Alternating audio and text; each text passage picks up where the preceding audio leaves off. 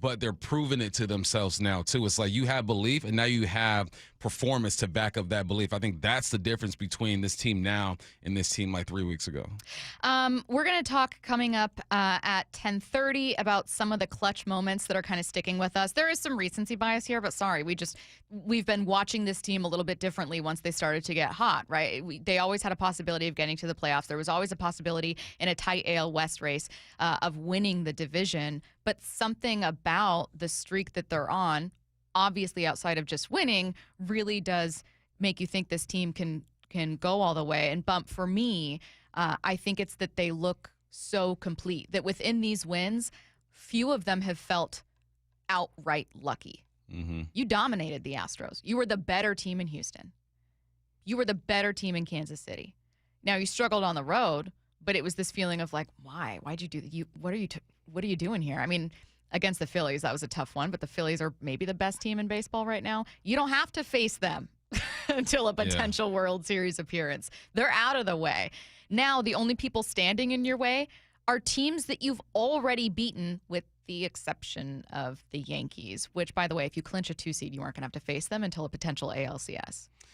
Yeah, they got some work to do, but this is the first time I look at this lineup and I don't see let up. Like Randy, Cal, Julio, Naylor, Polanco, Suarez, last night Canzone, Robles, even Rayleigh came in for a second, and JP. There were times where we looked at this lineup and thought, all right, after 4, man, you're in trouble because guys are struggling or not getting it done, or who is this young guy that you brought up from AAA?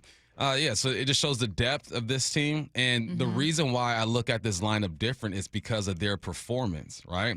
On paper, you can look at teams on paper and say, all right, this team should win, but they still got to go out there and perform.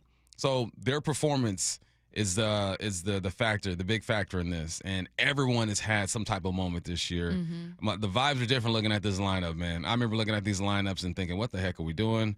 Are we going to be able to get this done? Now you look at it, you think every night you have a chance to win a ball game. That's all you want. Someone said, can the Mariners still get the 1 seed? They can still get the 1 seed. My personal opinion, and I doubt players would feel this way, is that I'd kind of prefer them to get a 2 seed and stay within that group of teams that you'd be facing, because those teams have had more obvious issues. The Tigers tricked off a 15.5 game lead in the division. Who among us hasn't done that? I mean, you know what I mean? Hey, at least the Mariners was only 10. The Guardians looked very much out of it until they finally got into it. And much like people are probably looking at the Mariners going, they can't stay this hot forever. That's how people kind of feel about the Guardians now, too, is feeling like there's got to be some regression there. You'd be playing either one of those teams. Maybe another team squeaks by, but I don't think so. Whereas if you win the 1 seed, which the Blue Jays have right now, you're playing the winner of, assuming everything else stays the same, you'd be playing the winner of Red Sox Yankees. There's some other teams on the outside. I don't know. Yeah. That's me. I'm looking at it from like more of a, players want to win outright, Bump. You know that perspective. I'm sure those guys want the 1 seed. It's just, there's just a dominance that's there that you feel like you know, but me as a more playing with house money, looking at it from the outside in, I think their path is better with a 2 seed. Yeah, it's better. But like you said, man, anybody can get it. Here's the way you look at it.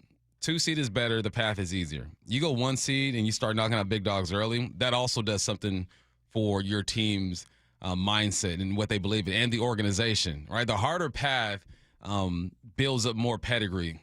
The smoother path, all right, you get there as well. The end result is going to be the same if you win the World Series. Ain't nobody talking about it. But internally, if you take out some big dogs early, you feel a bit different about your squad. So I will take the easy route. Yeah. But the athlete in me says let's throw hands with anybody. I mean, that's a fair point, and it's the way some people feel. 206 texting in, as long as we have a guaranteed home field advantage, if we have to face New York, they're feeling pretty good about it. I hear you. The Mariners have been the best team at home. It's something about New York. Much like when this team was heading out to face Houston, there was something about that history that made me nervous. Grown up hating the Yankees, something about New York makes me nervous. But also the way they play does take advantage of the way that it matches up well with the way the Mariners pitch too, right? Like they're hard hitters. They hit a lot of home runs. New York just has something too that the Mariners don't have. They have experience, they have belief, and they have an arrogance that a lot of that arrogance great organizations get. And I'm starting to pick up on a little bit of that arrogance with the Mariners. You still got to win, got to get to World Series and do all that good stuff. But because of the history of New York and the way that they spend money and build their rosters, they have an arrogance. And that arrogance can win you a game or two. So I'm hoping that the Mariners eventually get that as well. Yeah. So again, everything for the Mariners is up for grabs right now, including that 1 seed. And the Blue Jays, I don't want to say they have a tougher path. You have the easiest opponent right now. Then you're facing the Dodgers, which interesting chase happening there in the NL West. And they're not going to get a 1 or 2 seed. But meanwhile, I don't know. The Yankees make me so. I sound like such a wimp saying you get the that. home field advantage is real though. I mean, what are these guys? Well, 49 and 27 with the 2 seed at home, all through though. So you make it to the World Series. I think they're 21 and 3 in their last 24 home games. I'm like, I'd rather play at the house. And there's always a chance the Red Sox beat the Yankees, and you're facing the Red Sox. Man, anybody can get these hands. Let's go, Mariners. That's a better mentality to have. All right, let's get to headline rewrites. Extra, extra, read all about it. Headline rewrites. We must make headlines. The real story behind the headlines in today's news with Bump and Stacy. Headline number 1, an encouraging Tuesday injury report for the Seahawks. Zach Charbonnet was a full participant. Devin Witherspoon and Julian Love were limited. What's the real headline? Ooh, don't let these Seahawks get healthy. I think it was Nick Imorari who posted something that said reinforcements coming soon, a picture of him and Spoon. Yeah, this defense is allowing 15 points per game, and that's without having all your dogs out there. The run game has been okay. It's been effective. It hasn't been as explosive as we would have liked it. There have been some explosive plays. But no, it's always nice to get healthy, man, for Thursday Night Football because the Cardinals are a better team than what I think people are giving them credit for. Defensively, they've been good as well, 17 points per game over there. They did lose Connor. Everything I'm reading and hearing from Arizona is that they believe in Trey Benson. They think the backup running back is going to be fine. So, yeah, the more the better, man. Get everybody out there, and let's see what this team looks like at full strength. I would just like to say 99% of the text line backing you up on the 1 seed. I completely understand the argument. I'm being an absolute baby about the Yankees. That's the only thing. I wish I can say what I really want to say about the Yankees. I mean, you can say the radio-friendly version. Hey, forget the Yankees. All right? That's right. That's right. That's right. What's next? Headline rewrites. Headline number 2, in his newsletter. We all have our own personal Everyone newsletter. Sends out a newsletter with exactly. statements, Tom PSAs. Brady says only the paranoid and distrustful. That sounds like something very important. Believe there's a conflict in his roles with the Raiders and Fox Sports. What's the real headline? Yeah, that sounds like something someone would say when there's definitely a conflict in roles. Only the the paranoid. I'm going to start saying that for everything. We should all start saying that for things, like something that you've obviously done. Only the paranoid and distrustful would think that I was late to work today. Just because you didn't see me walk in the building when I was supposed to be here doesn't mean I wasn't here somewhere. Yeah, does my coffee cup time kind of... Bump, is this Giving gaslighting on Tom Brady's part? I know how much you love that word. Yes, is this gaslighting? Yes, it's My gaslighting. goodness. Can we just get rid of that word? No. I hate that word. You're gaslighting me. We're so soft. He is gaslighting us. Goodness gracious. Tom, he's Thomas right now with that comment. Thomas, yes, there is a conflict, my brother. Like, even if you are playing a fair game, even if you're not taking information and running back and telling whoever, it's still the perception is reality. And we perceive that, look, you could be leaking information because you have an access that no one else has in your position. That is the reality of the situation. We've never seen this before, Thomas. So naturally, people are going to have some questions. Headline rewrites. Headline number 3. 106-year-old Sister Jean has finally announced her retirement as Loyola basketball's team chaplain. What's the real headline? I'm not going to lie, Curtis. I thought this headline was going in a very different direction. Is she still with us? It would be very dark, though, if it was 106-year-old Sister Jean has finally. That's a dark way to introduce the alternate ending to this headline here. 106. Good for her, man. What's her cognitive skills like? If she still got that position at 106, what's your diet like? I want to know. What are you drinking? I was just going to say, I want to know what she's eating. Have you guys ever seen Blue Zones on Netflix? It's not called Blue Zones. It's called something else, but it's these areas in the world. Oh, yeah. Yes, where they find the highest concentration of people that have lived, centenarians or whatever, people that have lived to be over 100. And they go to those areas and they find out, like, why do a higher percentage of people here live so long? And it's really cool because they find, like, maybe one area in Japan really eats a lot of this certain kind of sweet potato that's really high in this, anti-cancer thing. But overwhelmingly, what they find is people in these areas walk a lot. They walk. I'm not kidding. Overwhelmingly. They walk to church up a hill every day. The number one thing connecting all of them was that they walk a lot. I'm going to remember that when I walk on my treadmill every morning. Like, you're saving your life now. I remember when steps were becoming a thing, and I was like, wow, we're using any excuse for exercise now. And then doctors were like, no, this is fundamentally important. I mean, that's who we are. We were nomadic people. Yeah. You know? We've only been living this way for a short amount of time. I always find it funny when really old people are asked, like, what's the secret to your longevity? And they'll be like, they say the most ridiculous I have whiskey every day. Yeah, I smoke a cigarette and have a Dr. Pepper. And you're like, what? It's like, how does that contribute to your health? McDonald's twice a week. Yeah. We have a question from a listener here, you guys. They said, serious question. My fiance is frustrated that I haven't shaved because I told her I can't until the Mariners lose. They said they missed the Royals' loss. So now I don't know what to tell her. So basically, the Mariners have won so long as this person hasn't shaved. They said, I don't know what to tell her. I don't think I can shave until the postseason's over. What do I say? So he shaved the day that they lost, and then since then was like, I can't do I think that's what it is. And now he's like, I can't shave. You can't shave. You can't shave. You can't what shave. kind of? This actually isn't a serious question.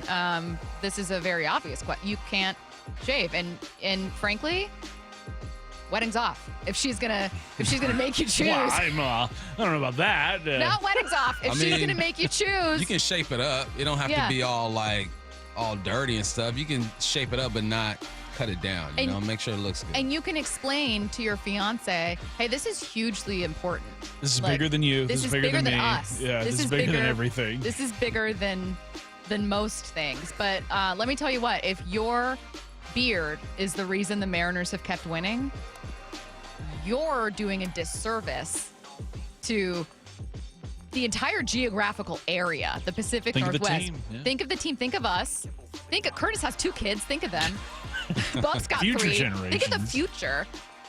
You're telling me you're just going to willy-nilly shave your beard? That's crazy. That's selfish is what it is. Yeah. So anyways, that's our serious answer, but I think. Much love to you too. Best of luck. Yeah, but best of luck over there. We do think, unfortunately, you're going to have to have some strife in this relationship for a minute and tell her to just deal with it. What clutch moments stand out to you guys from the Mariners' ride to October? That's next on your home for the Mariners playoff push, Seattle Sports and the Seattle Sports app. It's why we love sports. Those certain moments, the ones we talk about for generations. Moments like this one. Deep into the gap in left center field. Down for extra bases. Rayleigh will score. Crawford will score. Here comes Julio rounding third. He'll score.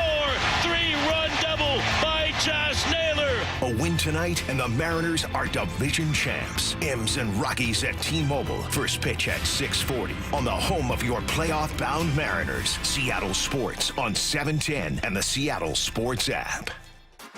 What's going on, Seahawks fans? It's Cliff Averill here. I'm inviting you to come hang out with me for a free game day viewing party at Muckleshoot Casino Resort for some Thursday night football on September 25th when the Hawks take on Arizona.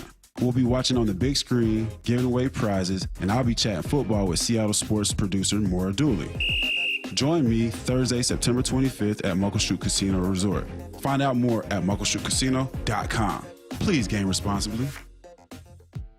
Is your car road trip ready? Don't get stranded. Get to Buc-ee's Complete Auto Repair. Buc-ee's has been preparing cars, trucks, and SUVs for safe, worry-free travel for over 50 years. We take care of your car with experience and good old-fashioned customer service. For all your oil changes, brakes, AC charging, and factory maintenance, choose Buc-ee's. No appointment needed, and yes, friendly financing is available. Visit Buc-ee's.com. Buc-ee's, where your car feels right at home. Imagine finding your dream home and moving in right away. No waiting to sell your old place first. Sounds perfect, right? That's exactly what Orchard's Move First, Sell Later program lets you do. Buy your new home now and sell the old one later. Here's how it works. Orchard gives you cash so you can buy and move into your new home first on your timeline. No waiting, no showings, no double moves. Then the Orchard experts take it from there. They handle repairs on your old home for you so you attract the right buyers. Once they're done, a local Orchard agent lists and sells your home for top dollar. Orchard's Move First program gives you the freedom to buy and move into your new home first and sell your old home later. Buy before you sell and get top dollar for your home with Orchard. Ready to find out how much your home is worth? Visit Orchard.com to get your free home valuation. That's Orchard.com. After 35 years in the window industry, I know choosing the right team for your window or door project is a big decision. Adrian here, owner of Lake Washington Windows and Doors. Treating your home with care while offering top quality products is important to me. Our windows are 25% more energy efficient than Energy Star standards, reduce noise by up to 50%, and feature low maintenance clean glass technology. Combined with our leading leak armor installation and lifetime warranty, you get protection for life. Visit LakeWashingtonWindows.com, a name you can trust. Ready to order? Yes. We're earning unlimited 3% cash back on dining and entertainment with the Capital One Saver Card, so let's just get one of everything. Everything? Fire everything! The Capital One Saver Card is at table 27 and they're earning unlimited 3% cash back. Yes, Chef!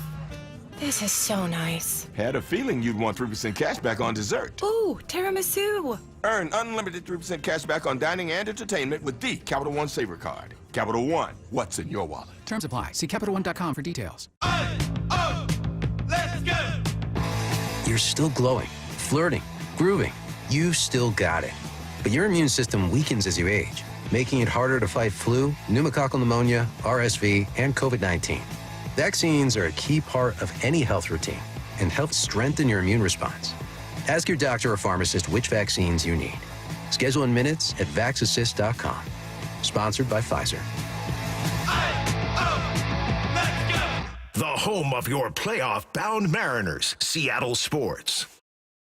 Luxury has arrived at Snoqualmie Casino and Hotel. The hotel is open and you can book now at snocasino.com. The destination spa, the expanded non-smoking gaming floor, the big 2,000-seat entertainment space and convention center, and yeah, the new restaurants, food venues as well. Effortless style and the utmost in relaxation. Go to snocasino.com to book. Seattle's closest is now Snoqualmie Casino and Hotel. Have you tried the dining district at the Bellevue Collection?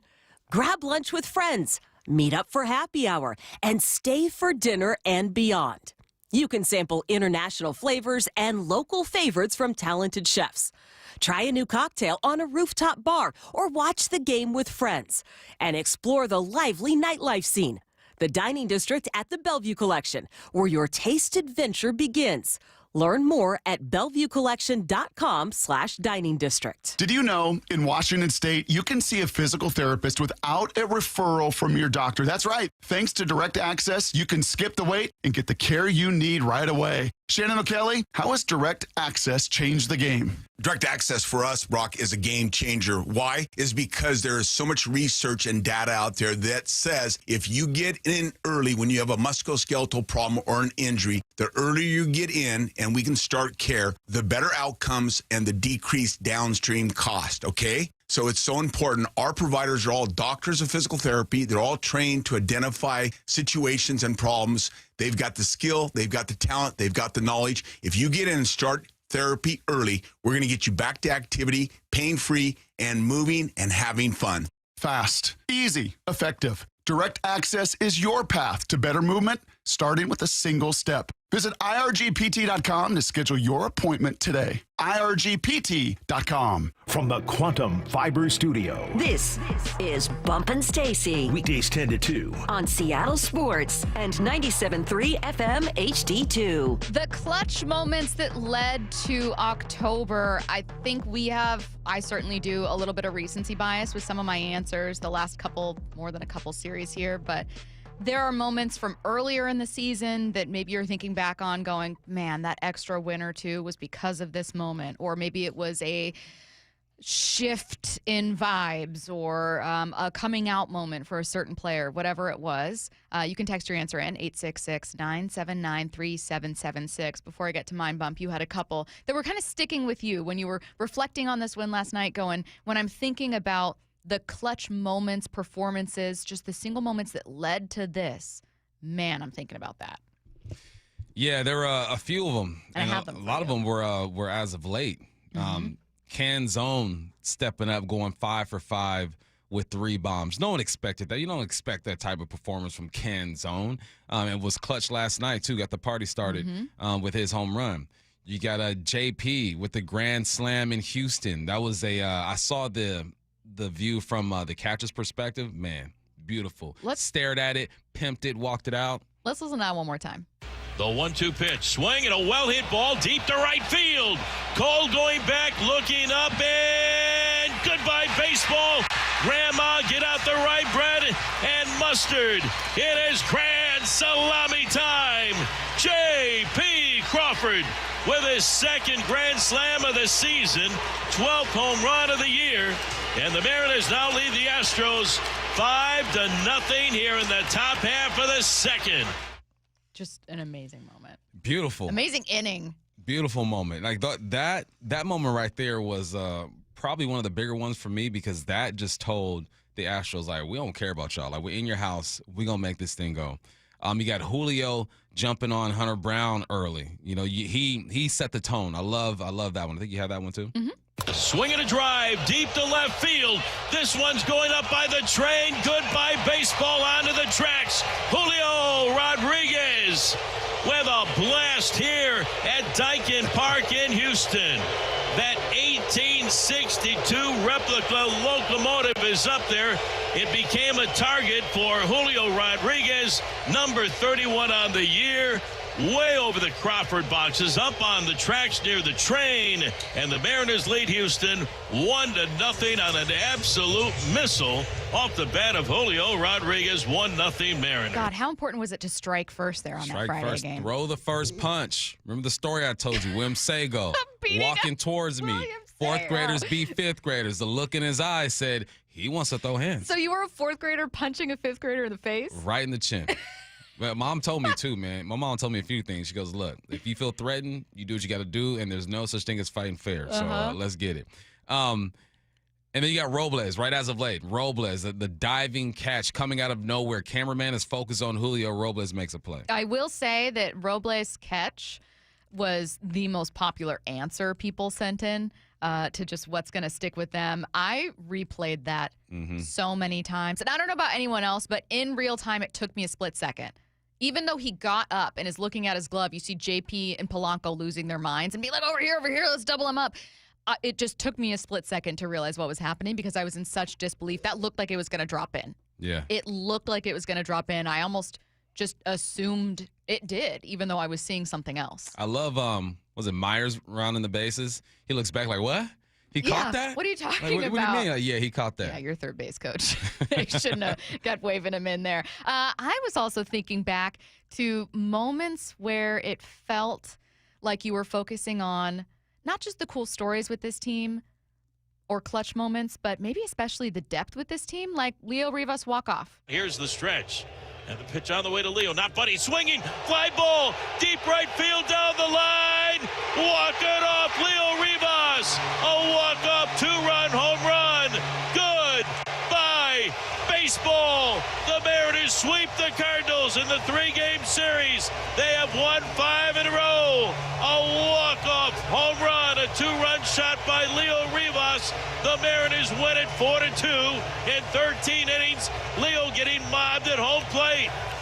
I think it is wonderful when you have, your star center fielder making a big catch, when your home run leader catcher hits another bomb. Like, those are stories you're paying attention to all season. But, Bump, I don't know about you.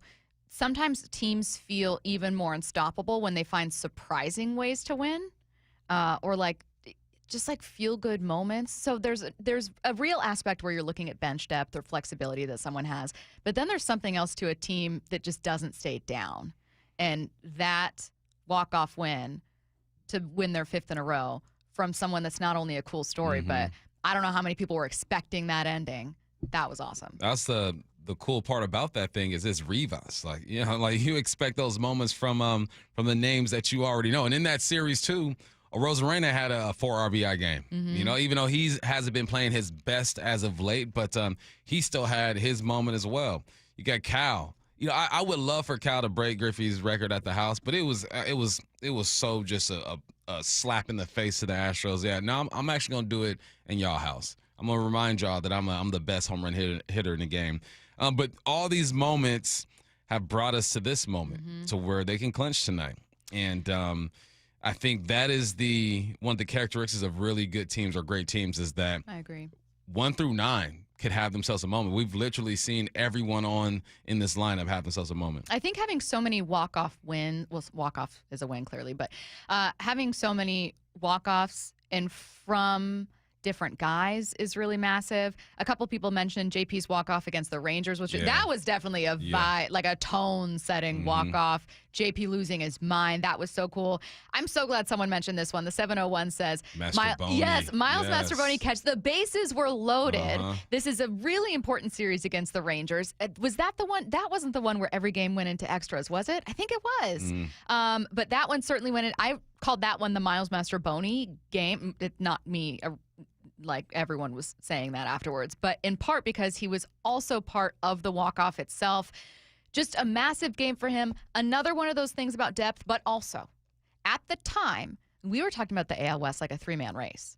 We were looking on both sides here. Here are the Astros. You're trying to get ahead of them. Oh, and by the way, here are the Rangers. Some Astros fans were more worried about the Rangers than Seattle. It was incredibly important to win that series.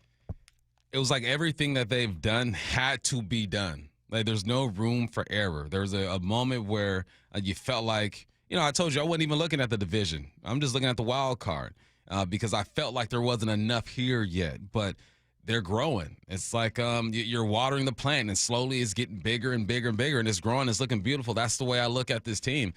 But without those moments, you're not here, man. Those are pressure moments. Players are always going to talk about one game at a time. We're not looking at the standings. You know you are because you know what you have to do. So for them to be put in that reality and then execute the way that they've been executing shows that there's a different type of mentality with this team. Cole Young's walk-off, and someone said, how about all the rookie walk-offs? Harry Ford, a massive one as well. Getting just body slammed by Luke Raley after, shaving cream pie in the face, dunked with Gatorade. That's how you celebrate a rookie who makes a big play. Someone said Garver's home run to beat the Angels in the 12th. You go Garver. Man, he's gotten, overall, big picture, it's a disappointing signing. You wanted more. But sometimes when guys struggle for a long time and it's almost like people start rooting against them, I want nothing more than for them to have a big moment. Like, that's when I actively start, almost out of stubbornness, rooting for them. And that was that Garver moment. So I'm so glad he had that. Robles catch is the most popular answer, but a lot of love for the rookies, a lot of love for Dom Canzone, your guy Dom. Someone said the Ichiro speech. Yeah. That's an interesting one. I like that. I kind of like it. Like a moment where you have someone, a Hall of Famer, turning to your dugout and basically telling you, like, you guys have a chance to do this. And with the knowledge, the undertone, you guys have a chance to do something I didn't. And all these great players that collectively he and Griffey were 4 votes shy of being unanimous Hall of Famers, never got a chance to do it with Seattle.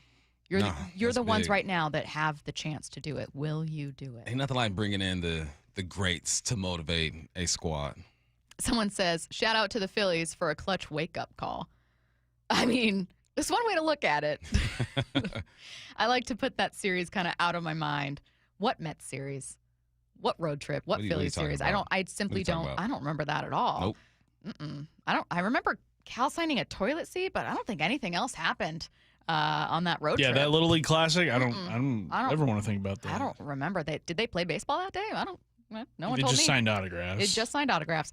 And then Cal hit a home run for fun, but nothing else from that game do I remember. The Seahawks take on the Cardinals for Thursday night football. Coverage begins at 2 p.m. on 710 in the Seattle Sports app. Kickoff at 5:15 p.m. You can also catch the Mariners-Rockies series finale this Thursday on the Seattle Sports app, AM 770 and on 98.9 FM. Pre-game at 5:30 p.m., first pitch at 6:40. Always, always, always I recommend, as does everyone, you just have the Seattle Sports app. You can easily find not just both broadcasts, but you can switch between them quickly. That's what I do. All right, Bump's got 3 things really making him mad this week. Get off my lawn coming your way next on your home for the Mariners playoff push, Seattle Sports and the Seattle Sports app. Playoff berth? Check. Here she comes, swing and a miss, strike 3. The Mariners are going to the postseason. We in this thing, bruh. The Mariners' magic number 1 to clinch the American League West pennant. And the fans are going crazy here at T-Mobile Park. Tonight, the Mariners and Rockies at T-Mobile. First pitch 6:40 on the home of your playoff-bound Mariners. Seattle Sports on 710 and the Seattle Sports app. What's up? It's Michael Bumpus for Silver Reef Casino. About a month ago, I hopped on I-5. I went north, put on a playlist, a podcast, and I was there fairly quick. And get off exit 260, and you are there. Once I was settled in, they got great rooms, Wi-Fi, they're spacious. They got some views as well. I went downstairs to the amazing steakhouse, and I had some fun at the sports book, full of entertainment. They got everything for you. Sports-based sports bar as well. The vibes are good. The drinks are cold. And then golfers, they got you covered too. Loomis Trails Golf Course is perfect for fall golf. There's water almost everywhere, so just be patient, hit that fairway, and have yourself a good time. This month, Molly Hatchet is bringing their iconic Southern Rock to the event center at Silver Reef on Saturday, September 26th. Prepare for an unforgettable night with hits like Flirtin' with Disaster and Gator Country. Mark your calendars for Saturday, September 27th. Tickets are on sale now and start at just $30. Just $30. If you are interested, visit silverreefcasino.com. That's silverreefcasino.com. I had pain. I had numbness in my feet. That pain and that numbness just got worse and worse and worse as time went on. This is Greg describing life with neuropathy. I went to 5 podiatrists, tried different treatments, tried different orthotics, tried different shoes, had cortisone shots in the tops and the bottoms of my feet. Saw a neurologist. All my medical doctors said, can't help you. Live with the pain. You're not going to be able to sleep. This is your life.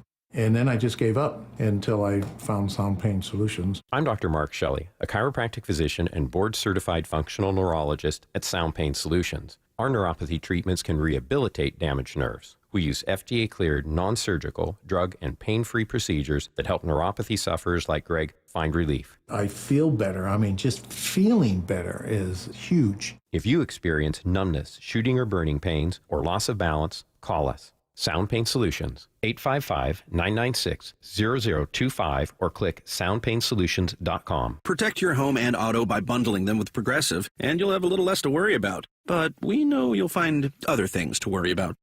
Like that text you just got from your boss. Hey, call me when you get a sec. Hey, call me when you get a sec. Hey, call me when you get a sec.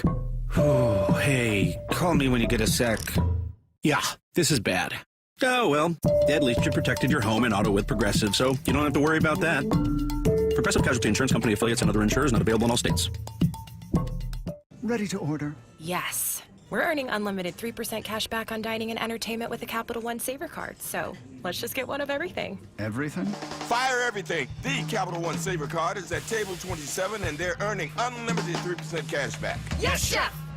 This is so nice. Had a feeling you'd want 3% cash back on dessert. Ooh, tiramisu. Earn unlimited 3% cash back on dining and entertainment with the Capital One Saver Card. Capital One, what's in your wallet? Terms apply. See CapitalOne.com for details.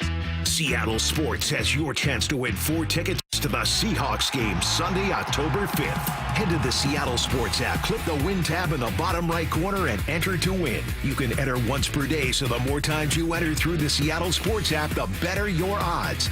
Do it every day, September 23rd through September 29th.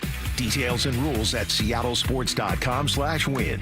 From the home of the Seahawks, Seattle Sports. The Bump and Stacy Show is powered in part each day by the caring and compassionate team at Pendergast Law Personal Injury Lawyers. Go to pendergastlaw.com. This is for all you guys on Viagra. ED pills are no longer needed. The brutal side effects like 4-hour headaches, blurred vision, and that flush feeling can all be put behind you with our treatment. Here at West Coast Men's Health, we have a better approach to ED. Acoustic wave therapy creates blood flow circulation by safely removing the plaque in your arteries and restoring function naturally. Guys, let me be clear. Pills will never fix your problem. Our equipment is the latest technology, and our medical staff is the best in the industry. So give West Coast Men's Health a call today. Speak with our clinic manager. Ask him any question you like, how it works, the science behind it, and even the cost. If you suffer from ED or Peyronie's disease, give West Coast Men's Health a call today. It's not just about better health, it's about a better life. With clinics in Redmond and Tacoma, call 206-519-6541. That's 206-519-6541. Online at westcoastmenshealth.com. You're losing your hair and you simply need a solution that works. You want the best. Modern technology, top-rated physicians, something that's guaranteed to work. Guys, you need world-class Dr. Perungo and his team at Advanced Hair. Advanced Hair has completely redefined hair restoration. From the experience itself to their unmatched results. Receding hairline, bald spot, thinning hair, maybe all three like I had. Get your hair back with Advanced Hair's simple one-day treatment that begins to regrow your own natural hair the very next day. Advanced Hair has changed tens of thousands of lives, including mine. And get this, Advanced Hair is once again the winner of the 425 Business of the Year. For your free consultation, call 425-449-8185. Right now, you'll get $250 off and 250 free hair grafts. Refine your hairline with the team that redefined hair restoration. That's 425-449-8185. Or for the before and afters, visit advancedhair.com. From the Quantum Fiber Studio. This is Bumpin' Stacy. Weekdays 10 to 2. On Seattle Sports and 97.3 FM HD2. Every single Wednesday at 10:45, one Michael Bumpus has 3 things he's got to talk about. Got to get it off his chest. It's really grinding his gears. So, Bump, what 3 things this week are making you shout, "Get off my lawn"? I'm a man. I'm 40. The first one is a salute to the sound we just heard. I'm a man. I'm 40. It's Mike Gundy, right? He was the head coach at Oklahoma State. 21 seasons, 170 wins. The school has 11 10-win seasons. He's got 10 of those things. He's helped produce 2 Blitnikoff Award winners, the second most wins in Big Ten history, and 2 Doak Walker Award winners. You don't announce that you fired that guy. If I'm Oklahoma State, I'm saying, look, we decided to part ways mutually. He put in so much time over there, 20 years he's put over Oklahoma State. And I read Oklahoma State has fired Mike Gundy. You don't do that to someone who's helped this program. Mm-hmm. All right, now he's only won, 1 or 2 conference titles because of Oklahoma, only beat them 2 out of 11 times or something like that. It's been rough as far as conference titles. But I just felt like it was a little disrespectful, man. For a guy, I understand they're not having the season that you want to, but for a guy who brought Oklahoma State to my attention, you don't do them like that. 170 wins, you put it out there that they decided to go separate ways. We love Mike Gundy, and we appreciate everything that he's done for this university. I appreciate him and the sound that we have for my Get Off My Lawn Wednesdays. But I just didn't like the way they put it out there like that. Have some more respect for that man. I feel you. It's kind of like what the Seahawks did with Pete Carroll. We all knew that it was a firing. It's not like Pete Carroll elected to leave, but you do it in a way where you're like, hey, we've just decided to move in this direction, and Pete's also moving in a new direction, and everyone kind of knows. I'm sure it doesn't feel good for Pete. I'm sure there's disrespect that he's feeling, but you still have a level of decorum when it's someone that's brought you more than anyone else has. 20 years he was there. Yeah. You don't fire That's him. crazy. You guys go your separate ways. Wow. The last time he wasn't coached there, more than the last time, the Mariners had been the AL West winners. So maybe there's like a pattern there. Look at you. You did the math. Well, technically 20 years ago. The Mariners were 5 years into a drought. Okay, what's next? All right, next up. I'm a man. I'm 40. All right, that's my sports one. I got 2 non-sports ones now. Great. There's some things I hate at the airport. People rushing to get into the front to get off the plane when they're clearly in seat 30. People not taking off their backpacks when you're walking through the aisle, just knocking people on their shoulders and their cheeks or whatnot. But, man, I saw this guy be so disrespectful to this elderly lady. Children, when they're on the plane, parents are your responsibility, all right? Keep your kid in check. Make sure you're trying to teach them the rules of traveling. But listen, if there's an old person, especially when they're by themselves, you give them the utmost respect. You ask them if they need help putting their luggage up or taking it down. You walk slowly behind them. If I'm behind an elderly person on the terminal and we're getting off the plane and they're, making their way up, I'm not passing them. I'm letting them be so comfortable. You take your time, you walk. This guy just passed by this old lady, almost knocks her over. I had to grab her real quick to make sure she was okay. He had his big backpack on. It was so disrespectful, especially when an elderly person is traveling by themselves. They don't have an attendant waiting for them when they get off the plane. You show some respect You had to catch her. the elderly. She almost fell. Oh, my God. I had to grab her. She said, oh, thank you. I go, man, it's all good. That dude is a you-know-what. And that really got me going, man. And I caught up to the guy and just gave him a glance. Like, you know what you did. Like, he even looked back and just kept on pushing. All right, listen, man. Kids get on my nerves sometimes at the airport. Adults get on my nerves sometimes at the airport. But old people, you just got to take the L. Take your time, walk slowly, make sure they're okay. What would you guess was the age of this guy? He was probably in his 40s. He's a man, he's 40. I'm sorry, but Yeah. Now, if a young man does it, it's still rude. Yeah. But sometimes with younger people, I give a little bit of they just haven't learned yet how to be polite all the time or conscientious. How are you what not I mean? polite to old people? I don't know, but I'm never shocked when it's a younger person. If you're 40 years old, what?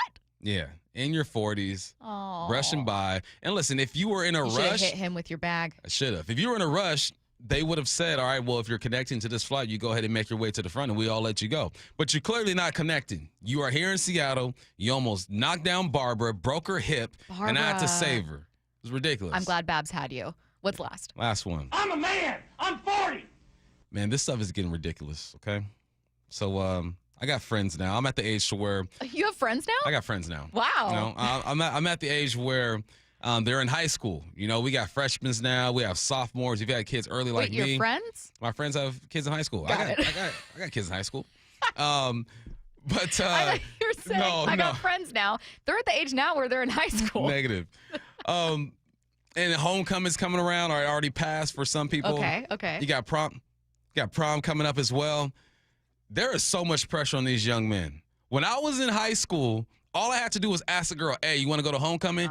Cool. These young men now got to make these signs. They got to take them out to dinner. We're going to go out on the lake and ask them, like, are you getting married? Like, what are we doing? Why are you doing all this stuff just to ask this girl to homecoming? And it's expected now. Like, they're making signs at the football game. They're going out to dinner. And my homie was telling me what his son is doing. I go, is that...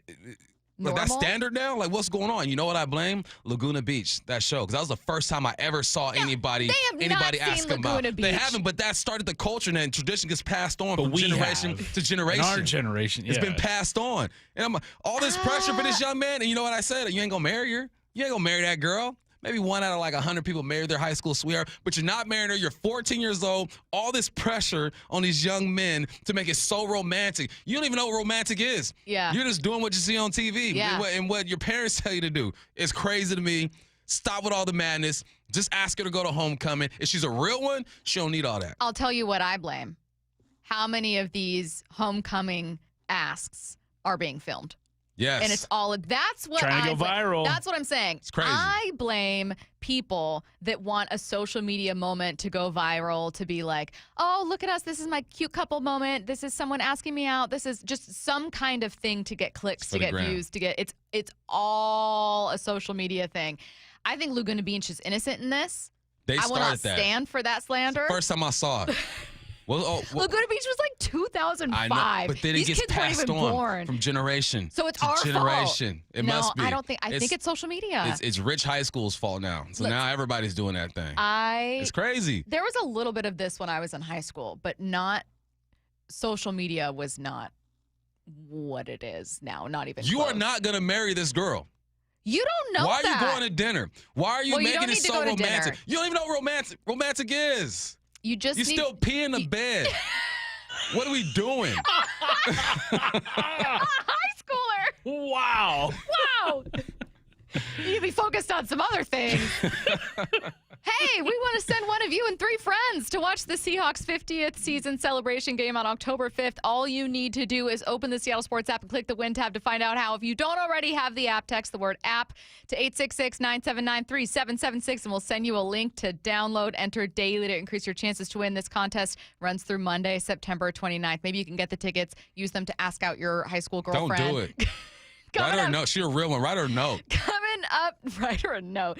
Coming up next, can Cal win MVP? Can the Mariners win a World Series? We're asking Jordan Shusterman to walk us through the moving pieces in the American League during the final week of the regular season on your home for the Mariners playoff run, Seattle Sports and the Seattle Sports app. It's why we love sports. Those certain moments, the ones we talk about for generations. Moments like this one. Deep into the gap in left center field. Down for extra bases. Rayleigh will score. Crawford will score. Here comes Julio rounding third. He'll score. 3-run double by Josh Naylor. A win tonight, and the Mariners are division champs. M's and Rockies at T-Mobile. First pitch at 6:40 on the home of your playoff-bound Mariners. Seattle Sports on 710 and the Seattle Sports app. Dave Wyman here, and since I stopped playing football, we've been fortunate to live in the same house for over 20 years. That type of longevity is a good thing, except 20 years in the same house means a lot of things start to break. Most recently, it's our windows. Virtually every seal has broken, and that's why I reached out to Harley Exteriors. They're local, they're huge fans of our teams, and big listeners to the station. Better yet, they have the best product. Olympic Series windows offered exclusively through Harley Exteriors are manufactured in Washington, designed for Pacific Northwest homes and climate. That means cooler in the summer and warmer in the winter. To celebrate the start of football season, the guys at Harley Exteriors are offering no interest and no payments for an entire year. Also, buy one window and get the second one 40% off. And take another $200 off your entire project. Call 833-HARLEY. That's 833-HARLEY. Or go to harleyexteriors.com. Hey man, gaining weight, dragging throughout the day, losing your drive? It could be your testosterone. The team at Revive Men's Health Washington gets men back on track with the energy and drive they've been missing. Meet Tyler, Revive Men's Health Director of Operations and witness to hundreds of success stories. I've seen guys come in worn out, discouraged, and just not themselves. A few months into treatment, they're standing taller, speaking with more confidence. It's like watching someone come back to life, like a light switch gets turned back on. When a spouse says, "Thank you, I really have my partner back, better than before," that's the moment it all clicks for me, and that's why I do what I do. Since 2011, Revive Men's Health has helped more than 120,000 men regain their energy and drive. Start your story today with an in-clinic visit or a secure video appointment. Call 206-529-1111 now to book your free testosterone test, exam, and consultation. That's 206-529-1111 or schedule anytime at ReviveMen'sHealth.com. Let's go! You still got it. But your immune system weakens as you age, making it harder to fight flu, pneumococcal pneumonia, RSV, and COVID-19. Ask your doctor or pharmacist which vaccines you need.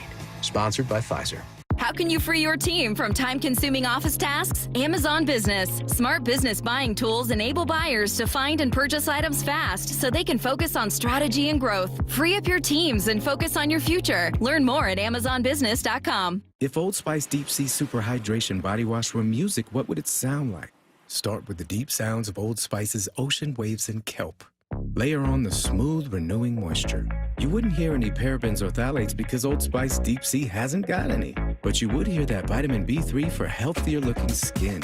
So while your regular body wash sounds like this, Old Spice sounds like this. Sounds like it smells amazing. Drivers who switch and save with Progressive could save hundreds. With that kind of money, you could go big time on a fancy water bottle with ultra titanium alloy metal. You're not sure why you need all that. I mean, it just holds water. But you're getting it anyway. Because if you're hiking near an active volcano and you accidentally drop the bottle into molten lava, your water will still be icy cold. Switch to Progressive and you could save big time. For water bottles. Progressive Casualty Insurance Company and affiliates, not available in all states. Potential savings will vary. If you love to travel, Capital One has a rewards credit card that's perfect for you. With the Capital One Venture X card, you earn unlimited double miles on everything you buy. Plus, you get premium benefits at a collection of luxury hotels when you book on Capital One Travel. And with Venture X, you get access to over 1,000 airport lounges worldwide.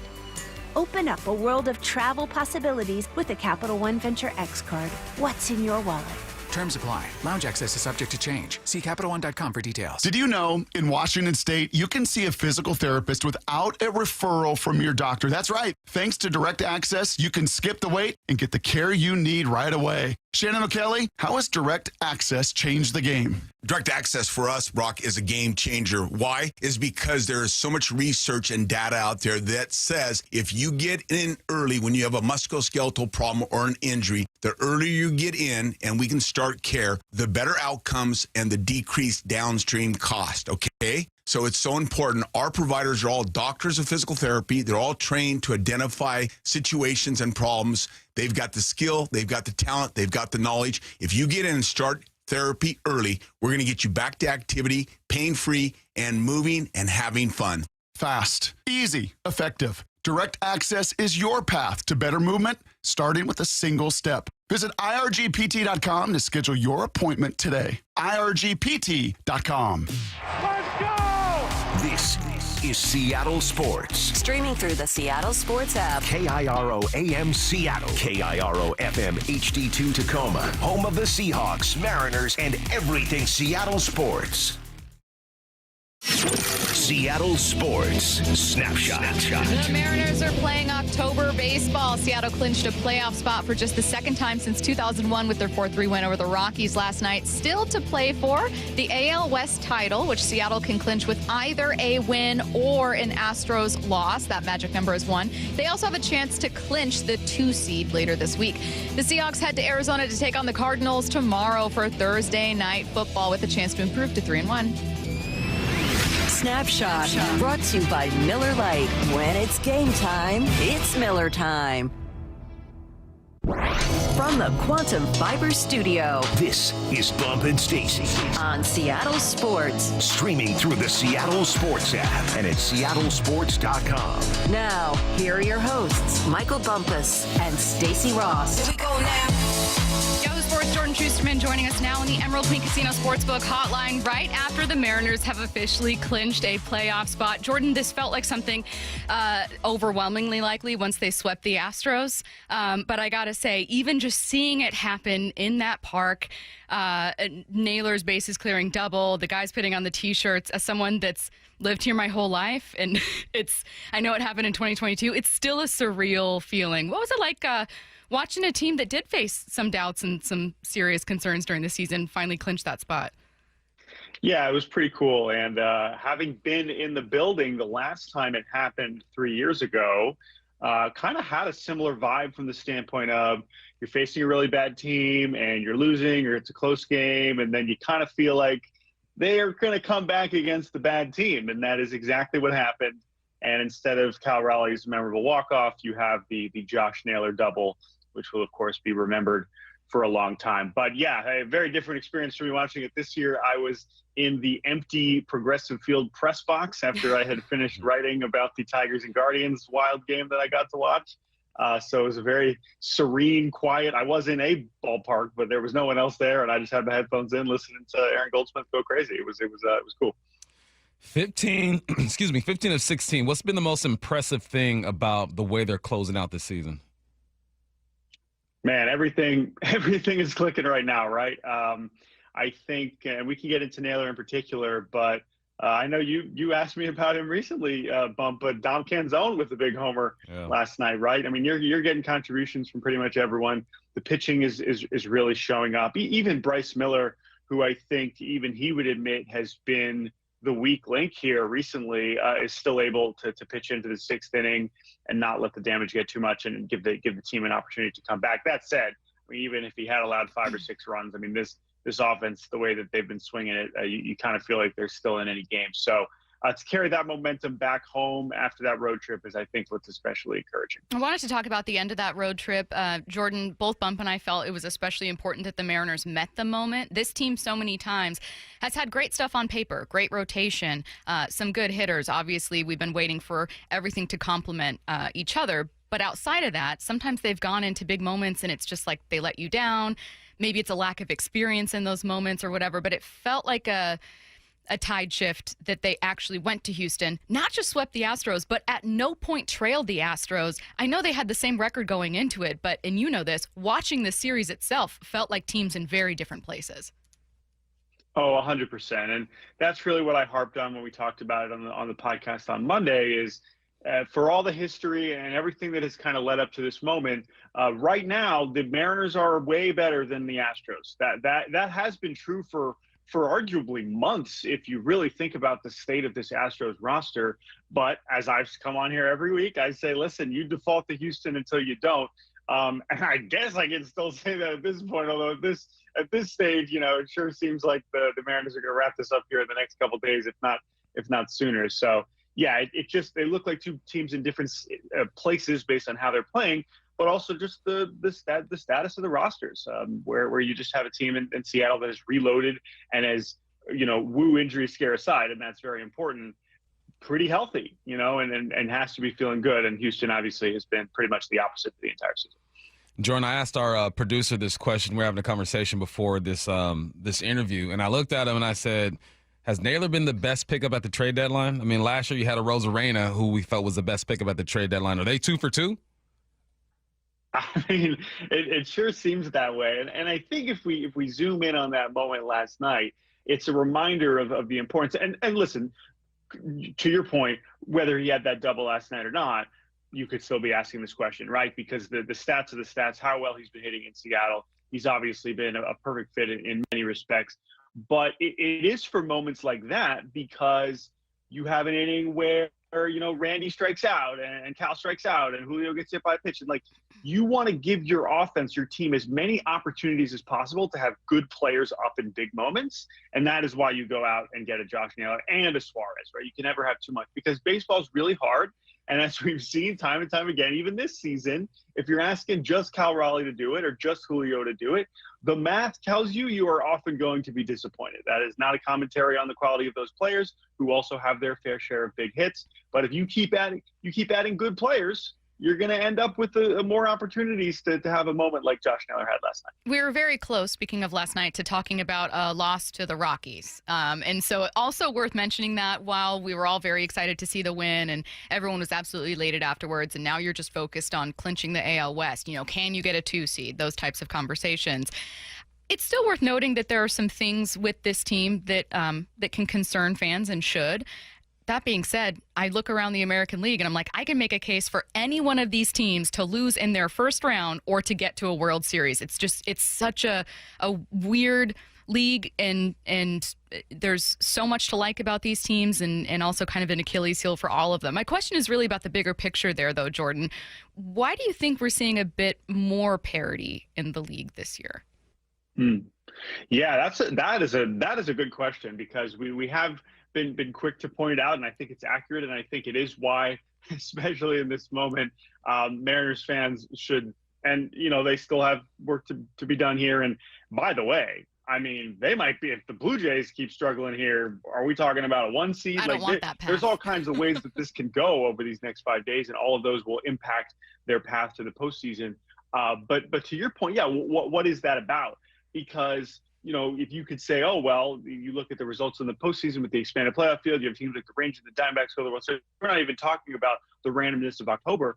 This has been, and I'm watching it up close here more than ever with the Guardians and the Tigers. Mm-hmm. This has just been the ultimate year where you just got to say it's a long season. There is a lot of time for things to go very wrong and very right. And while those games are finally counting down and we are reaching a conclusion here in the regular season, it has offered a lot of time for very good teams to look very bad and what we thought to be very bad teams to heat up in spectacular fashion and make an unlikely run to the postseason. So I don't know if it says anything more specifically about the grand nature of the state of the league and the current teams playing in it. I think it's more of a commentary on the sport itself and how long the season is. Jordan, it feels like the star power on this team is growing, right? The light is shining brighter and brighter as the days go along. But as we all know, it's about depth, right? You got to get contributions from guys like Cam Zone. When you look at kind of the role players who aren't considered the stars, how deep is this team compared to other teams in the hunt? Oh, that is where I think that they are ahead. And again, the depth chart looks stronger as it still comes back to those star players because there's more of them, right? So when you got Naylor and Suarez hitting 4th, 5th, 6th, 7th, and so on, you're pushing those names farther down, and you have a guy like a Robles or a Raley who's still, again, Raley was one of their best players last season, and he's now kind of been reduced partially due to injury, partially due to his own underperformance to being more of a bit player, but he's able to make a difference last night. And then JP's certainly heated up, and he's not, to call him a role player is disrespectful. He's been the starting shortstop on this team for a long time, but from an overall production, we're still talking about a guy at the bottom of the lineup. But yeah, guys like Robles, guys, maybe there still are moments for someone like a Rivas, someone like a Cole Young. We'll see. But I think that definitely is a strength of this team as well. I was listening to an interview with Jeff Passan, who was asked who would he vote for MVP. He doesn't have a vote, but he said, I'd vote for Aaron Judge and I would hate it, which I thought was an interesting answer. Is that kind of where you land? Yeah. You won't hurt anyone's feelings, Jordan. I will say it is a great answer. And I spoke to another voter recently who gave me a very similar answer, but I don't have a vote. And I don't know. I'm so honestly, like for all the discourse and all the Yankees fans get mad and Mariners fans, trying to stand up for their guy, rightfully so. I'm excited to see where this goes because I think that this could be an MVP race that we remember for a long time. The other thing is the reality is as soon as we get to the postseason for both of these teams, people will keep having those conversations, but how that goes will also influence it, even if the voting has already been completed. And then we'll come back to the discourse in November. Yeah. At this point, though, man, I just think what Cal has done, I think for him to do it as a catcher, I'm already a sucker for catchers. So he's really kind of playing into my wheelhouse here. And I just think him, having 1,000 innings caught for this team that has surged to potentially its first division title in 25 years I think that's enough. I think it is enough of a difference from a defensive standpoint to at least be a worthy vote. And that said, I totally understand if you look at Aaron Judge and say he's the best hitter since Barry Bonds. He's so much better than everyone else at hitting, and I respect that, and that's why he's going to get a lot of votes too. And that's okay. And I think both sides should be able to acknowledge that the other side is doing something crazy. And so hopefully we can get to that point and then have some fun baseball conversations come November. It's probably a little bit optimistic, though. Jordan, we should take that perspective in life right now. Both sides doing something crazy, but wrong station for that. Someone asked me on X, they were like, is Dan Wilson manager of the year? And I wrote back, he should be in consideration. And it's always a funny award to me because I feel like out of the 4 major sports, the skip has the least influence on the game, but he does have influence. What do you say to that? Man, it's a good question, like we've been talking about Dan Wilson a lot this season, and when it was going wrong, and there's some strange moves here and there. If we're just going on the narrative, and you take the team, I think it's a little bit of a different case because while not everyone was picking the Mariners to make the postseason, they have a very good roster, right? They have a really, really good team. And so normally you see more of the votes for the guys that are doing it with less as opposed to what looks like one of the better rosters. And that's why, honestly, until this past 2 weeks, I think that's why Joe Espada with Houston was going to have that strong case, because if they did it again, you would have been like, all right, well, he must be doing something right. And obviously, again, what I'm watching in Cleveland here with Stephen Vogt, who won last year, but with what they're doing with this roster and this surge and being able to overcome some absolutely unpredictable and unfortunate stuff off the field involving 2 of their best pitchers, they've had a lot to deal with here too. So, but at this point, with how they're finishing, absolutely, man. Again, that's the tone you're going to end the season on. I think that there are going to be voters for that award that be like, man, that's a big difference as to the way the Mariners have finished the last couple of years, and credit to Dan for that. Fitting that you've been paying such close attention to the Guardians-Tigers series, because we wanted to ask also kind of a glance at the rest of the AL. There's a lot at stake over the next couple games here and a lot of moving pieces. Already here in Seattle, like we mentioned earlier, we're looking at, can you clinch the division? Then can you clinch the 2 seed? What else are we watching for around baseball so that Mariners fans kind of know what to track here? This has been just an unbelievable last week to kind of put us in this position.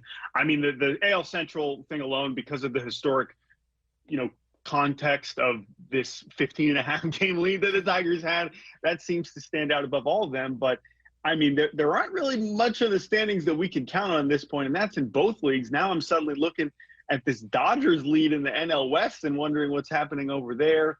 The Cubs, can they hang on to home field there? Can the Yankees catch the Blue Jays? Blue Jays had a tiebreaker, so that's tough. But it's really all, if we're just focused on the American League, it's all eyes on the Tigers still. Because what happens over these next 2 games in Cleveland, and then they go to Boston. Boston's another character in this race in terms of how the standings are going to shake out, which could very much influence who is actually playing Seattle in this first round, assuming they get the bye. And if not, I mean, again, 5 games is not a lot of games, but we've seen a lot happen over the last 5 games. I'm having a tough time saying for certain what Seattle fans can expect. But the way the players are talking, they want to win every game. They want to come, of course, for the division title first, lock up the bye. And, hey, here they are 2 games behind Toronto. And if Toronto keeps scuffling, maybe Seattle can come out with the best record in the American League. I would not totally put it past them. All right, finish the sentence, Jordan. The Mariners are blank. The Mariners are a really good baseball team. And probably, I think Ryan Divish has said this recently, that it's the most talented team he's covered. And he's been doing this for a long time. So I have obviously been watching the Mariners pretty closely for a while now, too. And I echo that sentiment. This is the best roster and the best functioning roster that we have seen. And that's why fans should have a lot of excitement going into October. He is Yahoo Sports' Jordan Shusterman. Make sure you're checking out Baseball Barbie Cast as well. Lots of great coverage, obviously, with how insane this final week is going. And in addition to the Mariners making the postseason, we get more baseball and more Jordan. So we're very excited about that. Thanks so much, Jordan. Thanks, Jordan. Indeed, guys. Talk soon. Have a good one. Let's get to 4 Down territory. This is 4 Down territory, going inside the game with former Seahawks and Coug wide receiver Michael Bumpus. First Down, what's a cool story you read about some wide receivers in the NFL? Yeah, there are 3 young receivers who are tearing it up. Emeka Ibuka, you have Jackson Smith and Jigba and Odunze, and they all talk about how they all have African heritage. And it's cool to see the game expand. So I saw that. I read about these guys. Obviously, I've known about them for a while, but never really made the connection. Obviously, look at the names, right? There's not American names, but then I started looking deeper into just the players who are in the league who aren't from here. You got 6 or 7 from American Samoa. You got a bunch from Australia. You got 2 from Austria, 1 from the Bahamas, 1 from Belgium, 1 from Belize, 1 from Brazil, 3 from Cameroon, 8, 9, 10, 11, 12, 13, 14, 15 from Canada. Germany's in the house. Ghana's in the house. Greece is in the house. Ireland, Jamaica, Mexico. Now, not necessarily saying they were born there, but their parents are probably born there. And I think that's just cool, man, because when I was coming up, we didn't have too many players that were from different countries. It was either the U.S. or Canada. So this just shows how the game is growing, man. I can't wait until women's flag football becomes an official thing, because I think that is going to spread a lot faster than the NFL. Just because of the shiftiness of the game. In the NFL, it's like if you're not massive, then you're probably not going to be in the league, or if you haven't practiced these movements for such a long time. I see the development of the women's game going way faster than the men's game. These girls can ball. So, no, I just thought it was cool, man, because if you look at like the EPL League, English Premier League, or La Liga, there's players from all across the world. So the NFL is finally catching up. Second down. What's a concern you have about the Seahawks getting healthy? I'm concerned, but I'm not. Okay. Like, they're getting healthy. Going to see Zach Charbonnet, maybe Nicky Maware, maybe Witherspoon. What about the dudes that have been balling in their absence? Like, I'm looking at Kendrick, and I'm wondering, what are you going to do with Kendrick? DeAnthony Bell had himself a game last week. What are you going to do with him? Obviously, Witherspoon and Maware are going to be inserted into the starting lineup, and they're going to do their thing. But there's like a flow and a chemistry that's happening with this defense right now. You're one of the best defenses in the league when it comes to scoring, only allowing 15 points per game. So obviously it's a right move to get the starters back in, but there's something that has been developing and growing with this defense that I feel bad for the guys who are going to get the boot. Not necessarily get kicked off the squad, but you're not going to get your reps on defense anymore. You might even be limited in special teams. Some guys might be demoted to practice squad, but that's the NFL, right? You want to go with the bigger, faster option in Maware, the proven commodity in Witherspoon. But me being the undrafted guy and seeing these guys who are expected just to fill a spot ball out and do their thing, it makes me feel for them. So my concern is that these other guys are going to be lost, or maybe tried to get put on practice squad, picked up in waivers, and you lose them completely. Third down. Other than Thursday Night Football, Hawks against the Cardinals, what's your game of the week? This is going to be a big game. Yeah, you got to watch it. red zone. Because both of these, it's going to be fun. I know. One time a year. No, 3 times this year. Yeah. Got a bye and another primetime game, I think. This is big because both teams are trying to figure out who the heck they are at this point. I think one team knows more than the other, but it's got to be the 1-2 Baltimore Ravens against the 1-2 Kansas City Chiefs. Right? Baltimore lost some close ones. You lost to a good team in the Bills. You lost to a good team in the Lions. Really, it's fumbling towards the end of the game that's been beating you up as of late. With the Kansas City Chiefs, man, you lost to a good Chargers who look like contenders right now, a good Eagles who look like contenders, and you beat the Eagles. Both of these teams are in positions that we're not used to seeing them in. Usually at this point, they're 2-1, 3-0, and they are who we thought they were. But they got to figure some things out. With the Kansas City Chiefs, it's just offensively, they need more. The run game has not been what they needed to be. You got Patrick Mahomes as your leading rusher. 18 carries, 125 yards, and 1 touchdown. The only rushing touchdown that they have this year, he has 2 rushing touchdowns and then 1 from Kareem Hunt. So he has 2 out of your 3 rushing touchdowns. He's got 3 passing touchdowns, 1 interception. He needs some help, needs some reinforcement over there. The Baltimore Ravens, I'm not too worried about. I think naturally there's concern because they're 1-2, but I think they'll figure it out. So other than the obviously the game on Thursday, I'm looking at this one as a big one. And they better have that game late in the day. Where they got this score? That's they got a 125 game. Can I submit 2 other games and tell me what you think about these? Because I think you're going to be interested in them too. There's a 10 a.m. game, Eagles-Bucks. Eagles-Bucks, undefeated. You got Mike Evans, who's going to be out for a few weeks now. So the receiver, Emeka Egbuka, who I talked about, is going to lead the charge there. I like that one. And then 105. One I didn't think would be interesting in week 1, but Colts-Rams. Colts-Rams. 2 2-1 for the Rams, but they're looking good. Colts undefeated. Saving me in fantasy. Danny I'm also Dimes. undefeated. Danny Dollars now. I think someone suggested we call him that. He's graduated from dimes to dollar. Danny Dollar. Yeah.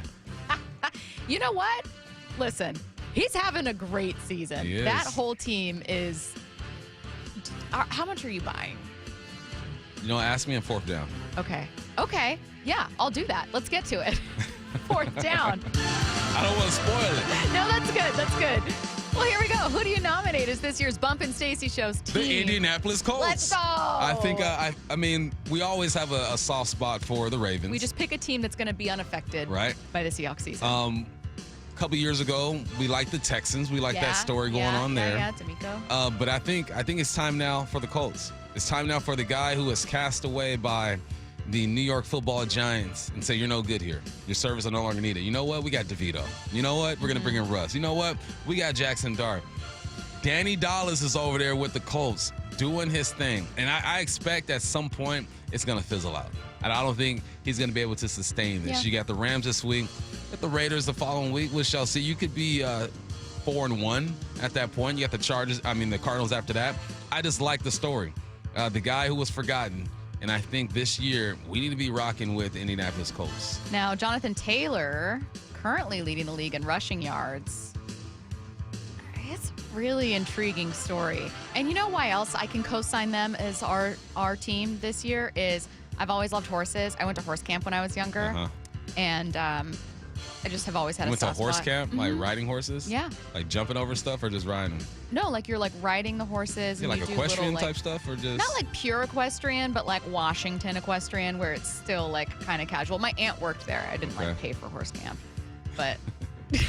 That's expensive. I'm just sharing pieces of myself with you guys. Okay, that was vulnerable. I like Indiana Jones. That's what they're calling him. Indiana Jones. Danny Dimes. Indiana Jones. That might be it. I think Indiana Jones is cooler than Danny Dollar. Yeah, Danny Dollar's pretty cool.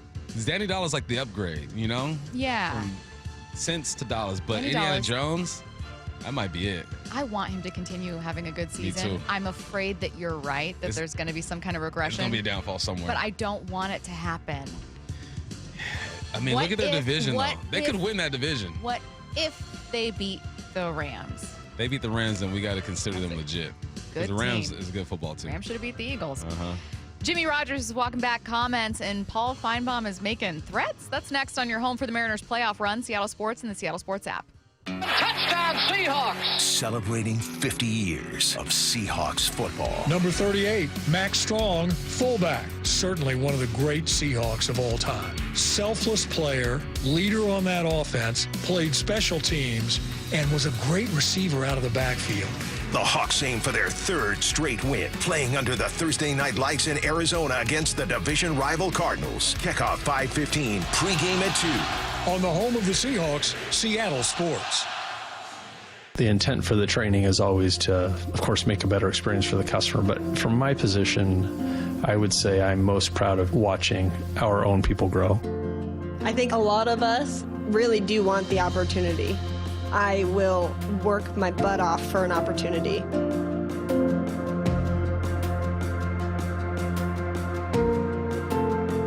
I started cleaning cars.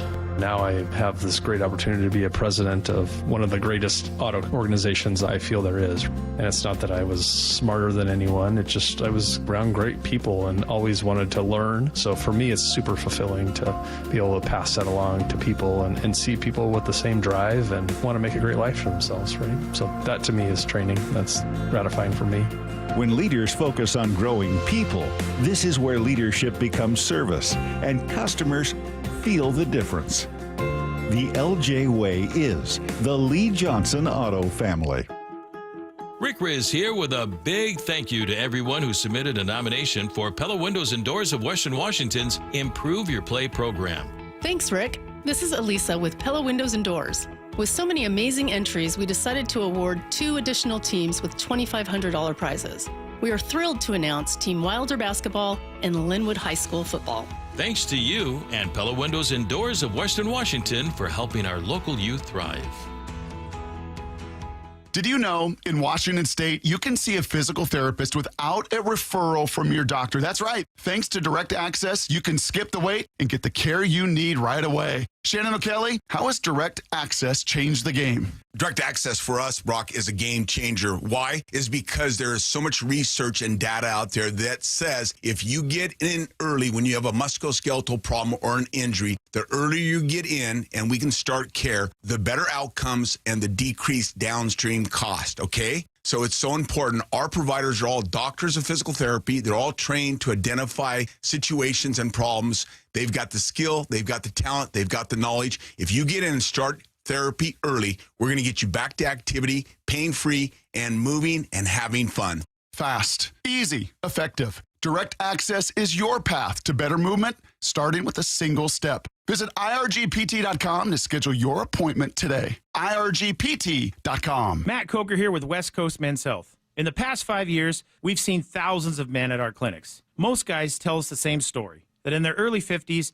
it's not that they couldn't function, they just needed help. They started taking Viagra, and it worked great at first. But after a few years, it stopped working. The problem is that their arteries had become more restricted since they started taking it, because Viagra does not unclog arteries. Here at West Coast Men's Health, we use acoustic wave therapy to target the real problem. We break down plaque and clear up the arteries so blood can flow like it did in your 20s. This restores function. And guys, listen to this. You won't have to take a pill anymore. So if this sounds like you, give West Coast Men's Health a call today and see how we can help. With clinics in Redmond and Tacoma, call 206-519-6541. That's 206-519-6541. 206-519-6541.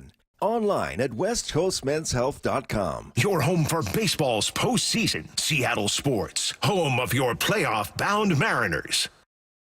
Our bats are back, and the ballpark is rocking like 2001. I'm Dr. Ryan Stern with the Stern Sinus Center. For those of you sick of searching for another allergy medication, we offer a solution that will save you time, money, and frustration.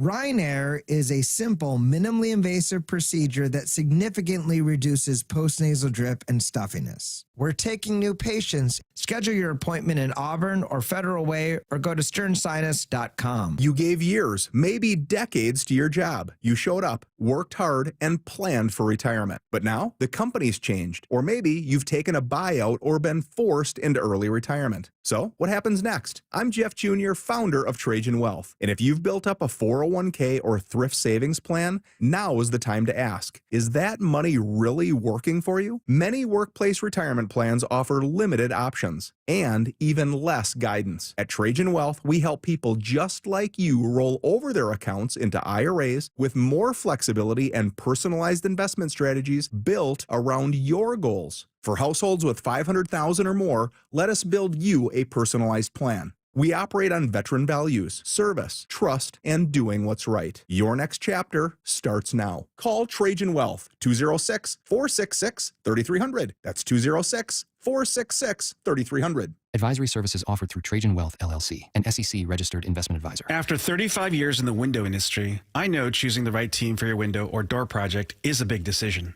Adrian here, owner of Lake Washington Windows and Doors. Treating your home with care while offering top quality products is important to me. Our windows are 25% more energy efficient than Energy Star standards, reduce noise by up to 50%, and feature low maintenance clean glass technology. Combined with our leading leak armor installation and lifetime warranty, you get protection for life. Visit LakeWashingtonWindows.com, a name you can trust. This is The Timeline with Bump and Stacy. Brought to you by 1-800-DUI-AWAY. It is The Timeline on Bump and Stacy, taking a look around the world of sports to find out what's trending today. We're going to start in the SEC, kind of. Is Paul Feinbaum making threats to the college football playoff on behalf of the SEC? Feinbaum says the SEC moving to a 9-game conference schedule should be enough to guarantee more SEC teams in the playoff field. My God. This is supposed to be a night to celebrate where the SEC is, but I'm getting angry listening to this conversation because, Greg, we're all dumbfounded by what we heard last year. And we have laid a marker from the SEC at the feet of the CFP, and they better deliver. And I'm not making threats because I don't have any more control over it than anybody else, but I know some people who do. And if they screw this up, they will be paying for it. And I don't know how or will, but they should, because this is unequivocal what the SEC has laid down tonight. I'm not making threats, but if I were... And I know people. I don't have the power to do anything. I'm not making threats. But I know people who have the power to do things, and you will pay. That's crazy, Paul. That's wild. All right, so listen. 8. You're out of control. I see about 8 SEC teams in the top 25 right now. All right? Just win your games. Just win your games. You handle your schedule, you'll be fine. And, Paul, don't act like you a gangster, dog. You're not a gangster. You part of the mafia or something like that. It's ridiculous. I think that when it's all said and done, it'll be obvious who gets in and who doesn't. Yeah. If the SEC has 5 teams that are in at the end of the year because we've looked at the schedule and done the comparison and all that, so be it. Bruh, it is week 5. It is week 5, and you're already making threats. I want to know. He's like a politician. Like, he's getting paid somewhere else. You know how politicians got all these stock insides and then pharmaceuticals and all that? Him. Like, Feel sneaky. He is on the payroll of the SEC somehow. Because how do you come out and make a threat? Just let them play. Let the kids play, and we'll figure it out. I think it's just absolutely what I mean, again, to your point, there are going to be SEC teams. It's going to be a bunch of them. Good At teams. Least 4 or 5 maybe. You're fine. But the idea of it should guarantee more teams in there, or they could get it done themselves. It reminds me of like anyone claiming that there's any kind of anti-SEC bias almost ever. Mm-hmm. Hits to me the same way as when Yankees fans are like, let me tell you what, if Aaron Judge wasn't wearing pinstripes, he'd get that MVP guaranteed. So what are you talking about? No one talks about, like, there's no other team that has talked about more than the Yankees in baseball. Your guys' hats are at Forever 21. Come on, man. It's fine. Paul, let the young men play it out, and I'm sure we'll get it right or almost absolutely right. And you know what happens if you don't? You don't call somebody. You don't want to know. You don't want to. Like, I'm not going to do anything, but I got some friends. Making threats. Some friends who can do things. It reminds me of Curtis doing Garrett Cole's Mafioso voice. I wouldn't do that if I were you. I wouldn't do that. Next story. Jimmy Rogers is walking back comments he made following the Cougs' 59-24 loss to UW in the Apple Cup. Post-game on Saturday, Rogers said, quote, resources are particularly why they didn't name a starting quarterback before the game. Here's the reality. We don't have the resources naturally to compete with $30 million, all right? A roster that's loaded. But I need to make those coaches work for, an extended period of time to go back and watch Julian Duggar play in the bowl game and watch Zevi play in the against Syracuse, and obviously the reps that Jackson and all those guys have taken this year. Wrong or right, the reality is there's some gamesmanship in this a little bit, as far as if you don't have all the moving pieces that you want at the current moment. Pause. Would you explain the Coug frustration? Because there were some fans that were frustrated with this. With this? Yeah. He's telling the truth, though. I think that they prefer that your leader doesn't come out and make excuses. Okay. Those are conversations you have with administration, with your head coaches or your assistant coaches. And then also you saying that, what does it say to the kids on your roster? Kind of like, oh, y'all not good enough. Yeah, y'all, most of y'all from South Dakota. But he ain't lying. He is telling the truth. Because if I can get some type of advantage and they don't know who my quarterback is going to be, I'm going to go ahead and do that. But I think this people didn't like that he said it out to the media. Okay, so that's why then he walked it back. You know, if there's one thing I regret from Saturday, it's the comments in here. Nobody brought me in here to make excuses about things that we don't have. And then I see a soundbite, everything's a soundbite, about my comments that I made. They brought me in here to help create a winning program. I need to do that and keep my mindset on that and not complain about things that in the moment I don't control. I control the attitude of this football team, and we got to get ready to play our best football. It's easy to make excuses, and everything I've said to the team, I become hypocritical on what I say when I say things like that. And so I more than anything, I probably apologize to the Coug fans and the administration as far as, you know, that even coming out of my mouth, because nobody cares.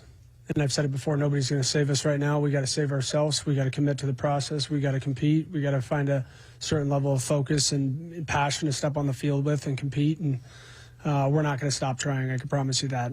Okay. Thoughts on walking it back? He came back and had to make it right. It was more just to appease the people who were automatically offended for him telling the truth. Me, I wasn't offended. Let's be real. We understand the situation. Mm-hmm. You don't have the resources that UW has. You can't pay X amount of dollars in NIL. And if any alum has a problem with it, open up your checkbook and help Jimmy Rogers go buy himself some players, because that's what we got to do. It is what it is. So he did. I think he did the right thing with the apology. I wasn't tripping on him telling the truth, but I can see I can rub people the wrong way. This is the tough thing that is really heartbreaking about where Wazoo is I was going to ask you, like, well, what does he do? And I don't know the answer. Like, what does he do to make a deeply competitive team? You go on a world tour and you get as much money as you can. And when I host the 3 biggest fundraisers for our collective next year, y'all show up.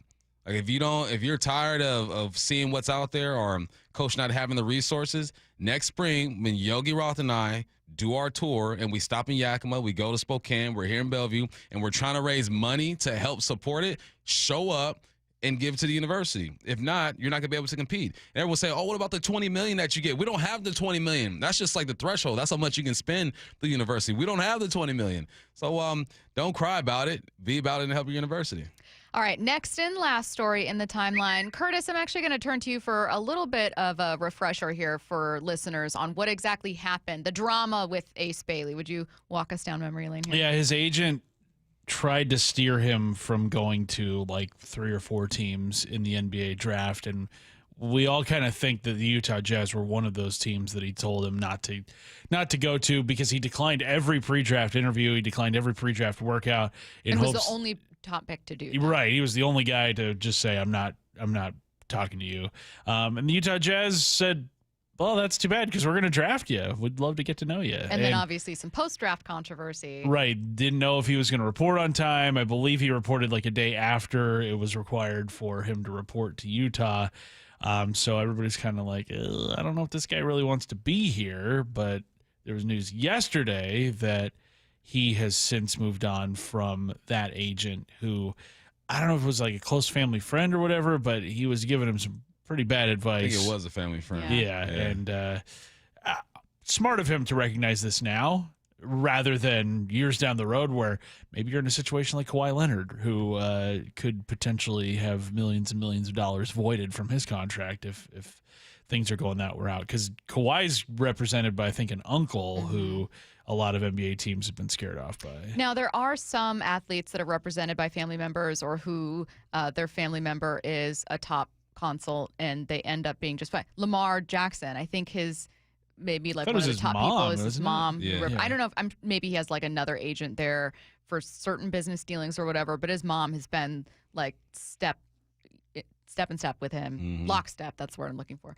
throughout this entire process. And it's ended up being fine. He's been a 2-time MVP, right? He's just looking to get to a Super Bowl. He's gotten paid. It hasn't been something that's gotten in the way, at least from the outside looking in.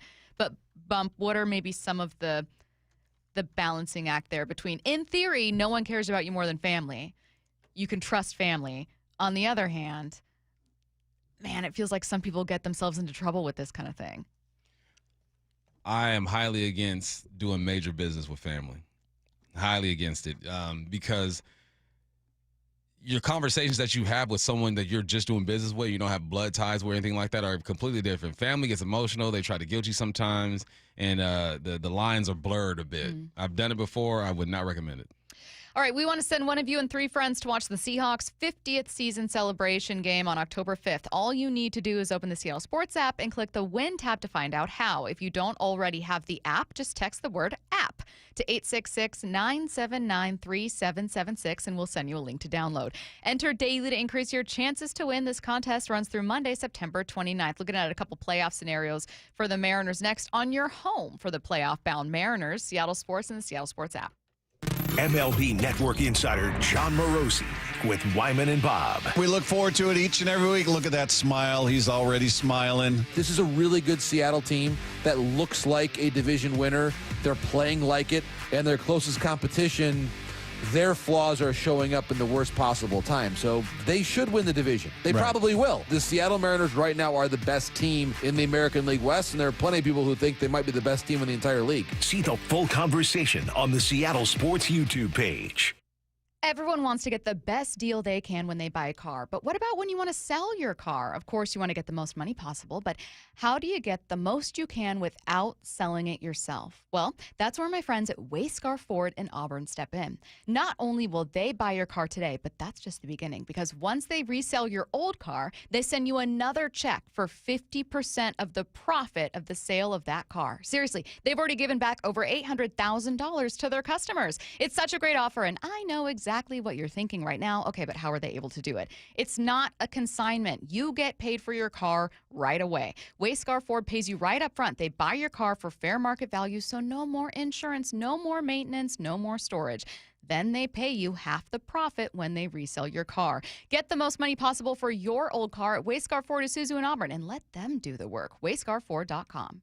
From the roof to the deck, the siding to the gutters, and energy-efficient windows, State Roofing and Exteriors is your one-stop shop for home protection. With over 55 years serving Western Washington, we don't just work here, we live here. We know what your home is up against when the cold sets in and the rain starts falling. Right now, we're making it easier than ever to get started with 0 down, 0 payments, and 0 interest for 24 months. Call 866-ROOF-ROOF or visit stateroofing.com to schedule your free, no-pressure estimate. State Roofing, the best roof you'll ever need. Let's talk about your hair. Well, maybe after we talk about my hair. I've got great hair, as you know, and it's because of Advanced Hair. Yep, Advanced Hair Restoration. Their simple one-day treatment offers life-changing results that I can attest to. Guys, it's not magic, but it's close to it. They put hair where you need it most, and bam, it grows. It's actual science. Advanced Hair has top-rated physicians, modern technology, and best of all, you get your very own natural hair that begins to regrow the very next day. It's even guaranteed to grow for life. So schedule your free consultation now at 425-449-8185. Mention Curly to qualify for $250 off and 250 free hair grafts. It's a limited time offer. Advanced Hair, the winner of the 425 Business of the Year, and the team that gave me my hair back. More importantly, they'll do the same for you, guaranteed. 425-449-8185 or advancedhair.com. Happy 40th birthday to us at Pacific Power Batteries. Since 1985, we've learned that our customers seem to appreciate product knowledge and helpful advice about anything battery related. At Pacific Power Batteries, we like to sponsor smaller community causes and teams because they have a real community connection, sort of like a battery to a starter. Does that make sense? I'm Steve Alman, and all of us hope to connect with you soon at one of our Pacific Power Batteries stores. Seattle Sports has your chance to win 4 tickets to the Seahawks game Sunday, October 5th. Head to the Seattle Sports app, click the Win tab in the bottom right corner, and enter to win. You can enter once per day, so the more times you enter through the Seattle Sports app, the better your odds. Do it every day, September 23rd through September 29th. Details and rules at seattlesports.com/win.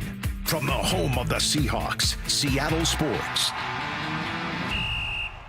Where you hear Cal's quest for the MVP. Goodbye, baseball, number 50 for Cal Raleigh. Seattle Sports, the home of the Mariners.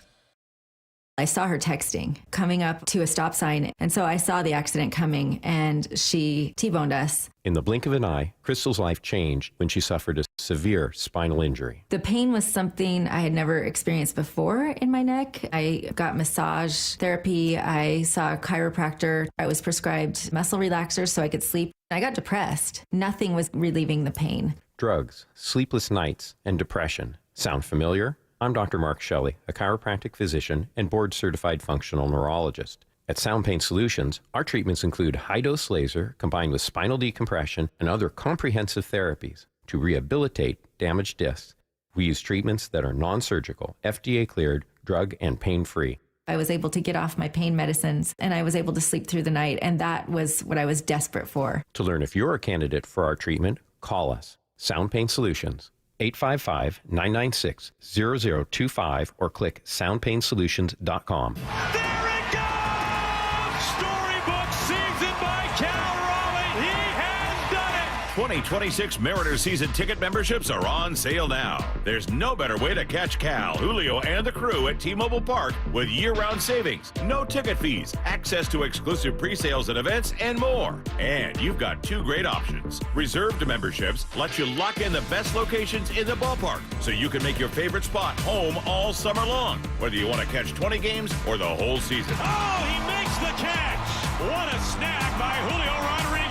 Or go with a Flex membership, which gives you the freedom to choose your seats, games, and number of tickets as you go. Terrace Club, bleachers, right behind the dugout, divvy it up however you want. This season's been a whole lot of fun, and you won't want to miss out in 2026. Come on board today at mariners.com/26. The Mariners, their 3rd consecutive shutout win. Mariners baseball. Seize the moment. From the Quantum Fiber Studio, you're listening to Bumpin' Stacy. Weekdays 10 to 2 on Seattle Sports and 97.3 FM HD2.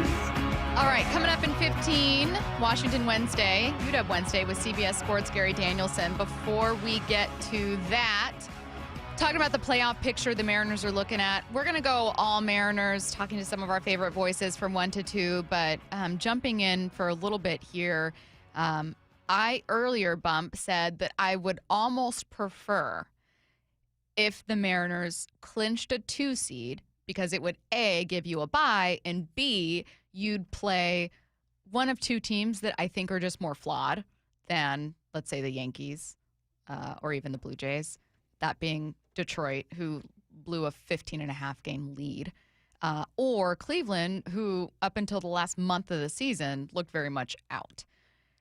However, for you, you're thinking, forget it. Go for the 1 seed, which they can still get, by the way. Yeah, get that 1 seed. Get that 1 seed, get your bye, and you're at the house. You got home field advantage throughout the playoffs. And where do you play your best ball this year? At the house. Why? 1, because the fans are crazy. My buddy was there last night, and he's talking about just how electric it was, how he hasn't heard like that in a while, and you feed off of that. There's something to be said about going on the road and beating guys as well. I understand that. I've done that myself, but when you're at the house, it's like that's your extra superpower. There's a reason why there's the 12s here in Lumen and at Texas A&M, because home advantage is real, and they've proven that they are a home type of team. So I don't care who comes up in here. I think this gives them their best opportunity to win. I think they can go on the road and win some games too, and do all that good stuff. But why not put them in the best environment that they can be in and beat the best. You want to be the best, you got to beat the best. I do understand the path, the easier path, though. I get that. Yeah. Toronto Blue Jays at 90 and 67. Mariners with 88 wins right now, hanging on to that 2 seed. Haven't clinched it yet, but magic number to do so is 2.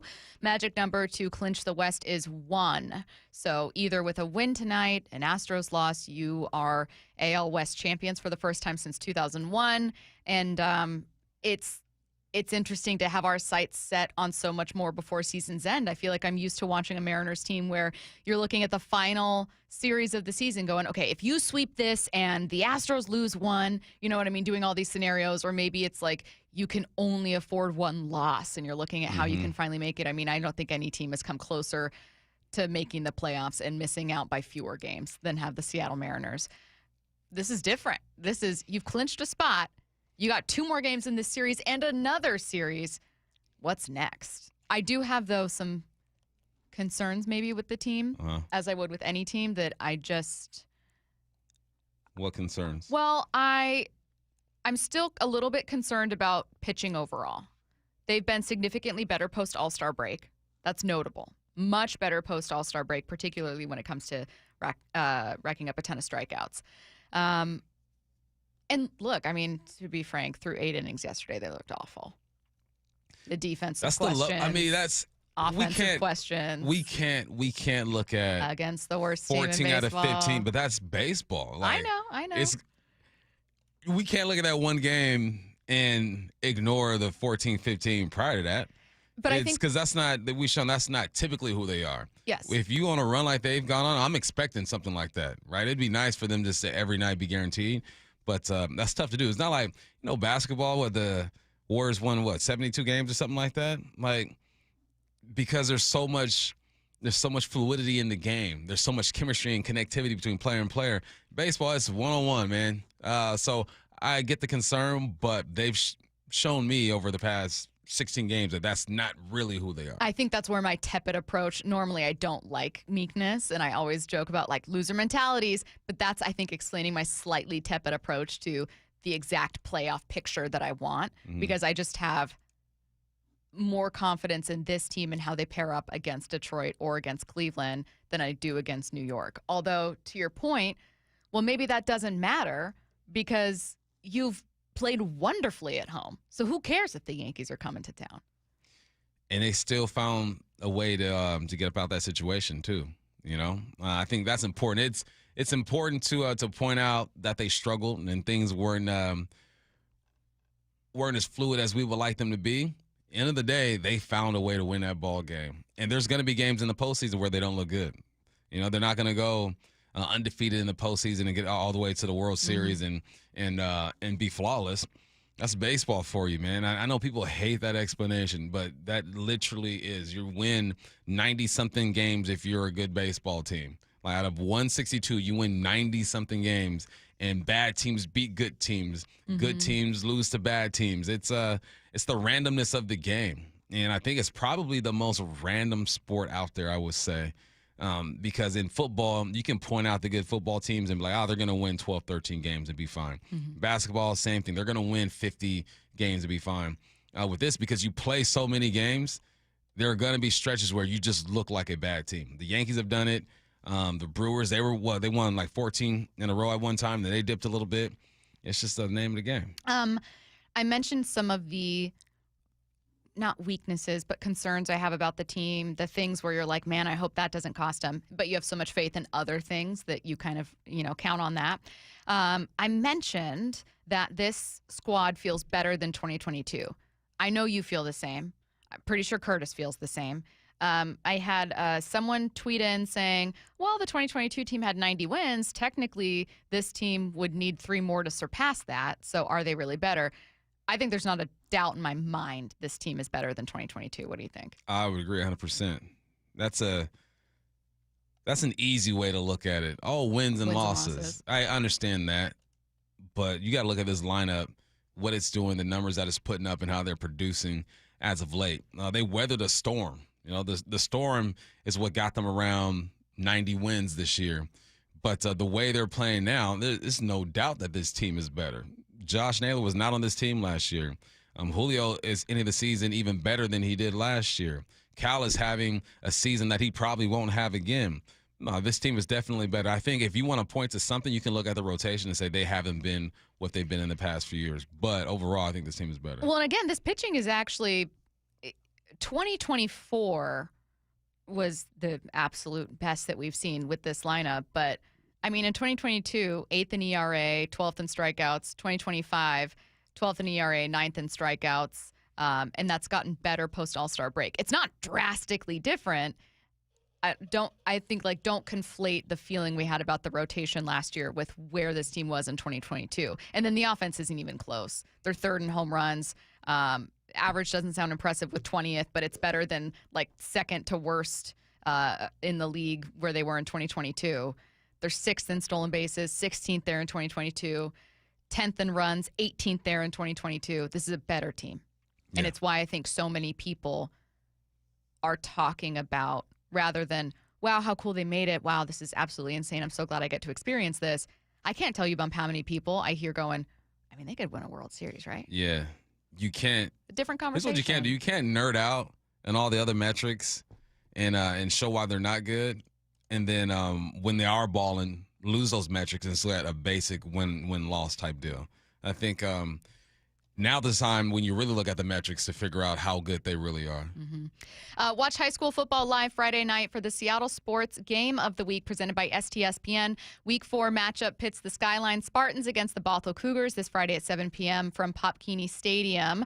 Watch this game live Friday at 7 p.m. exclusively on the Seattle Sports app, seattlesports.com, and the Seattle Sports YouTube page. For full 2025 matchups, visit seattlesports.com/high school. It's UW Wednesday with CBS Sports' Gary Danielson. Coming up next on the home for the Mariners playoff run, Seattle Sports and the Seattle Sports app. Playoff berth? Check.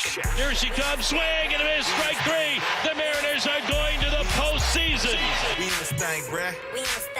The Mariners' magic number 1 to clinch the American League West pennant. And the fans are going crazy here at T-Mobile Park. Tonight, the Mariners and Rockies at T-Mobile. First pitch 6:40 on the home of your playoff-bound Mariners. Seattle Sports on 710 and the Seattle Sports app. Imagine finding your dream home and moving in right away. No waiting to sell your old place first. Sounds perfect, right? That's exactly what Orchard's Move First, Sell Later program lets you do. Buy your new home now and sell the old one later. Here's how it works. Orchard gives you cash so you can buy and move into your new home first on your timeline. No waiting, no showings, no double moves. Then the Orchard experts take it from there. They handle repairs on your old home for you so you attract the right buyers. Once they're done, a local Orchard agent lists and sells your home for top dollar. Orchard's Move First program gives you the freedom to buy and move into your new home first and sell your old home later. Buy before you sell and get top dollar for your home with Orchard. Ready to find out how much your home is worth? Visit Orchard.com to get your free home valuation. That's Orchard.com. What's going on, Seattle fans? It's Cliff Averill here. I'm inviting you to come hang out with me for a free game day viewing party at Muckleshoot Casino Resort for some Thursday night football on September 25th when the Hawks take on Arizona. We'll be watching on the big screen, giving away prizes, and I'll be chatting football with Seattle sports producer Maura Dooley. Join me Thursday, September 25th at Muckleshoot Casino Resort. Find out more at muckleshootcasino.com. Please game responsibly. Dave Wyman here, and since I stopped playing football, we've been fortunate to live in the same house for over 20 years. That type of longevity is a good thing, except 20 years in the same house means a lot of things start to break. Most recently, it's our windows. Virtually every seal has broken, and that's why I reached out to Harley Exteriors. They're local, they're huge fans of our teams, and big listeners to the station. Better yet, they have the best product. Olympic Series windows offered exclusively through Harley Exteriors are manufactured in Washington, designed for Pacific Northwest homes and climate. That means cooler in the summer and warmer in the winter. To celebrate the start of football season, the guys at Harley Exteriors are offering no interest and no payments for an entire year. Also, buy one window and get the second one 40% off. And take another $200 off your entire project. Call 833-HARLEY. That's 833-HARLEY, or go to harleyexteriors.com. You never get a second chance to make a first impression. Superior Linen Service will help your company with logoed apparel, uniforms, floor mats, linen, and more. Give us a call. We answer the phone. Superior Linen Service. It's what we do. Visit suplinen.com. Tired of uneven heating, noisy systems, and high energy bills? The Quilt Ductless Heat Pump from Home Comfort Alliance gives you room-by-room control and serious savings with every system, and every system qualifies for max tax credits. Call the Comfort People at HomeComfortAlliance.com. Morning, Zoe. Got donuts. Jeff Bridges, why are you still living above our garage? Well, I dig the mattress, and I want to be in a T-Mobile commercial like you. Teach me, Saldana. Oh, no, I'm not really prepared. I couldn't possibly. At T-Mobile, get the new iPhone 17 Pro. On them, it's designed to be the most powerful iPhone yet and has the ultimate Pro camera system. Wow, impressive. Let me try. T-Mobile is the best place to get iPhone 17 Pro because they've got the best network. Nice, Jeffrey. You heard them. T-Mobile is the best place to get the new iPhone 17 Pro on us with eligible trade-in in any condition. So, what are we having for lunch? Dude, my work here is done. The 24 monthly bill credits on Experience Beyond for well-qualified customers plus tax and $35 device connection charge. Credits end and balance due if you pay off earlier. Cancel. Finance agreement iPhone 17 Pro 256 gigs, $1,099.99 and new line minimum $100 plus a month plan with auto pay plus taxes and fees required. Best mobile network in the U.S. based on analysis by Ookla Speed Test Intelligence data 1H2025. Visit T-Mobile.com. So my mother is thinking of switching from Verizon to Pure Talk, but she's worried the deal sounds too good to be true. Michael, she said, how can those Pure Talk people offer me the same basic service as Verizon for so much less money? I said, Mom, go ask Google how much Verizon spends on advertising and promotion. A few seconds later, my mother said, oh my goodness, $12 billion a year? That must be a typo. I'll tell you what I told my mom. It's not a typo. Verizon spends $12 billion a year on advertising and promotion, and their customers are paying for it. Well, Pure Talk doesn't spend that kind of money on commercials. Trust me, I would know. Consequently, they can offer you and my mother unlimited talk, text, and plenty of data on a blazing fast 5G network for just $25 a month. Dial pound 250 and say the words Mike Rowe, and you'll get an additional 50% off your first month. That's pound 250 Mike Rowe. Pure Talk. Everything you need and nothing you don't. Let's go! This is Seattle Sports. Streaming through the Seattle Sports app. KIRO AM Seattle. KIRO FM HD2 Tacoma. Home of the Seahawks, Mariners, and everything Seattle sports. Seattle Sports Snapshot. The Mariners are playing October baseball. Seattle clinched a playoff spot for just the second time since 2001 with their 4-3 win over the Rockies last night. Still to play for the AL West title, which Seattle can clinch with either a win or an Astros loss, and also a chance to clinch the 2 seed later this week. The Seahawks head to Arizona to take on the Cardinals tomorrow for Thursday night football with a chance to improve to 3-1. Snapshot, brought to you by Miller Lite. When it's game time, it's Miller time.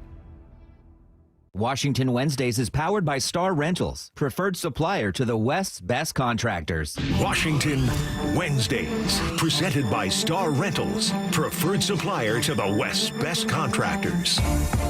It's UW Wednesday. Joining us now, CBS Sports' Gary Danielson on the Emerald Queen Casino Sportsbook Hotline. Gary is the lead college football analyst for CBS Sports. You can catch him on the call this Saturday alongside Brad Nessler and Jenny Dell as Ohio State takes on Washington at 12:30 on CBS and streaming on Paramount Plus. Gary, how's it going? I'm great, Stacy. How are you? Fantastic. Really excited for this game. I'm a UW alum. I am also very nervous about this game.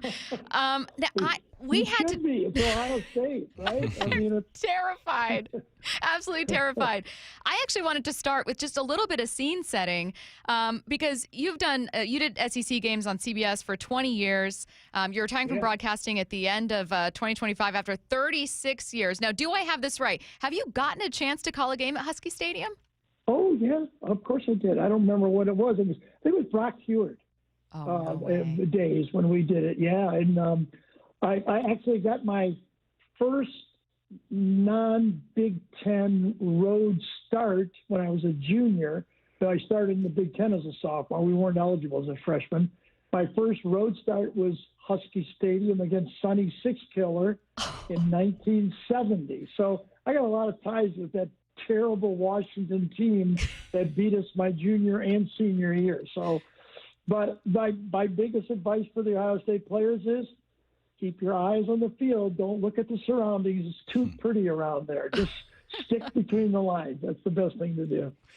Yeah, Gary, I went to the other school, Washington State, and even I have to admit that the scenery there is crazy at UW. Yeah, well, the fans, though, at Washington State has been fun. I did many games there, too. It's a little longer trip, though, but, it's all worth it once you get there. Yes, it is. UW, obviously undefeated this year, put up some big numbers, especially last week in the Apple Cup. Are you surprised that they're not receiving any votes in the AP? Yeah, I don't think they care, though. I think Judd loved that they didn't get any votes, to tell you. I don't know if he bribed some guys maybe not to vote for him, to tell you the truth. Right now, he can sell that to his football team. No respect. Nobody thinks we can win. We're stuck way out here, us poor guys in Seattle. All you got to do is do what your baseball team does. Just keep winning.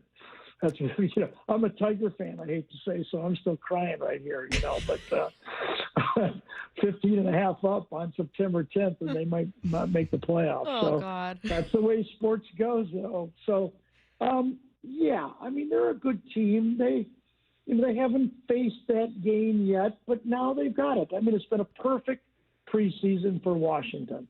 They're breaking in the quarterback. They've waited very patiently and brought along perfectly for a year, ready to go. We had him in the Sun Bowl. We knew he was going to be good. Jed knew he was going to be good. The team on offense especially is very, very difficult to defend. They can hit you with a lot of different angles. It will not be an easy stop, even though Buckeye defense is very good. In college football, if you have that quarterback like a Kyler Murray type quarterback, that's tough on any defense. Is there a path for UW here to put up some kind of fight? Is there maybe a particular matchup you like? Or I don't even want to say an Achilles heel for Ohio State. They're phenomenal. But just an approach where you go, God, if they can keep pounding away at this, there might be an opening there. There's no doubt. This is pretty simple right here. I just watched the Lions do it to Baltimore on Monday night. If Jonah Coleman can run the ball between the tackles, that's the area that was hit the most on this defense. They were all drafted in the NFL. These are all really good players that are playing there, but they're not the ones that are now playing in the NFL. So this Washington team must have success with Jonah Coleman running between the tackles. We know that they're going to pull the ball and run the ball outside. They're going to get Jonah outside on those sweeps, and they're going to bounce the stretch play. That's all good. But if they can pierce this defense from inside out, I think that's the one thing that the Buckeyes and their fans will notice right away, like, if you can run the ball up the middle, everything else will start to work for this offense. I think that's really the key to the game. Well, Gary, on the other side, Ohio State University is known to be whiteout U. Them, Bama, and LSU is putting out whiteouts. Yeah. And Jeremiah Smith is an impressive young man. Where does he rank to you when it comes to one of the best receivers you've seen in college football? Well, here's the guys I wrote down on my notes, so I'll put them out to you, and then I'll use them in the broadcast. He's in the class with Al Toon, Michael Evans, who's playing right now, Julio Jones, who was a great player as a freshman for Alabama, A.J. Green, a first-round draft pick out of Georgia. In fact, the A.J. Green comparison is pretty interesting because A.J. had Matthew Stafford as a true freshman, and he just lit up the SEC. Well, Matthew Stafford went to the NFL, and A.J. in the next 2 years did not have a quarterback that could really use his talents. And in college football, it's not like college basketball, right? Jeremiah Smith and Cooper Flagg might have been the two best athletes in college football a year ago as true freshmen. Jeremiah, a wide receiver in football, and Cooper as a stretch forward in college basketball. Well, Cooper's now making $30 million a year playing in the NBA because you can. Jeremiah still has to put in this year and next year before he can jump. And that's the matchup that everybody's going to have to deal with. I think Ohio State learned their lesson against Michigan in that last game. They tried to play bully ball with Michigan because they were embarrassed that Michigan was out muscling them. and they refused to establish Jeremiah Smith in that game. I don't think they'll make that mistake ever again. I think they'll force that defense to tilt towards number 4 like they did in the playoffs, and then that's what kind of distorts the defense, and they start picking away from there. Is there a team, again, Ohio State, I think, made a statement in that first game against Texas and then has just, kept making them ever since, especially questioning people that had any doubts that they should be one. But is there a team you think can kind of challenge them? You're keeping your eye on. I know Oregon and Penn State are facing off.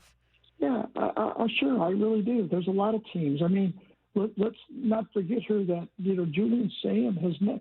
The thing that stood out, Stacy, I think, and Michael, last year in college football, is that there were value in veteran quarterbacks. Riley Leonard and Will Howard at the end of the year, 2 veteran guys that, faced off.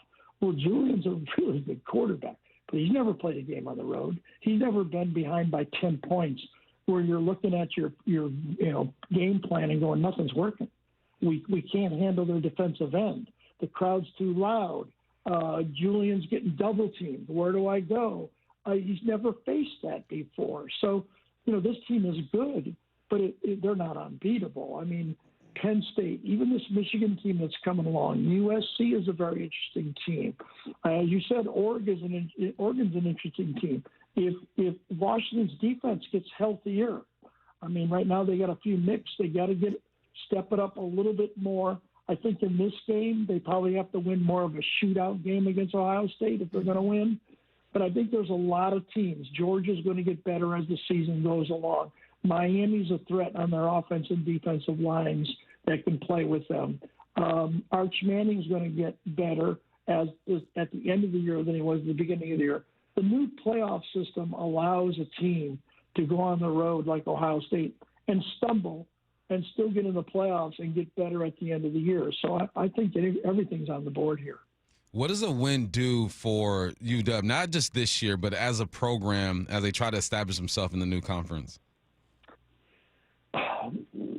I think they're going to get better and be a contender no matter what, okay? Jed knows how to run a program. He's proven it before.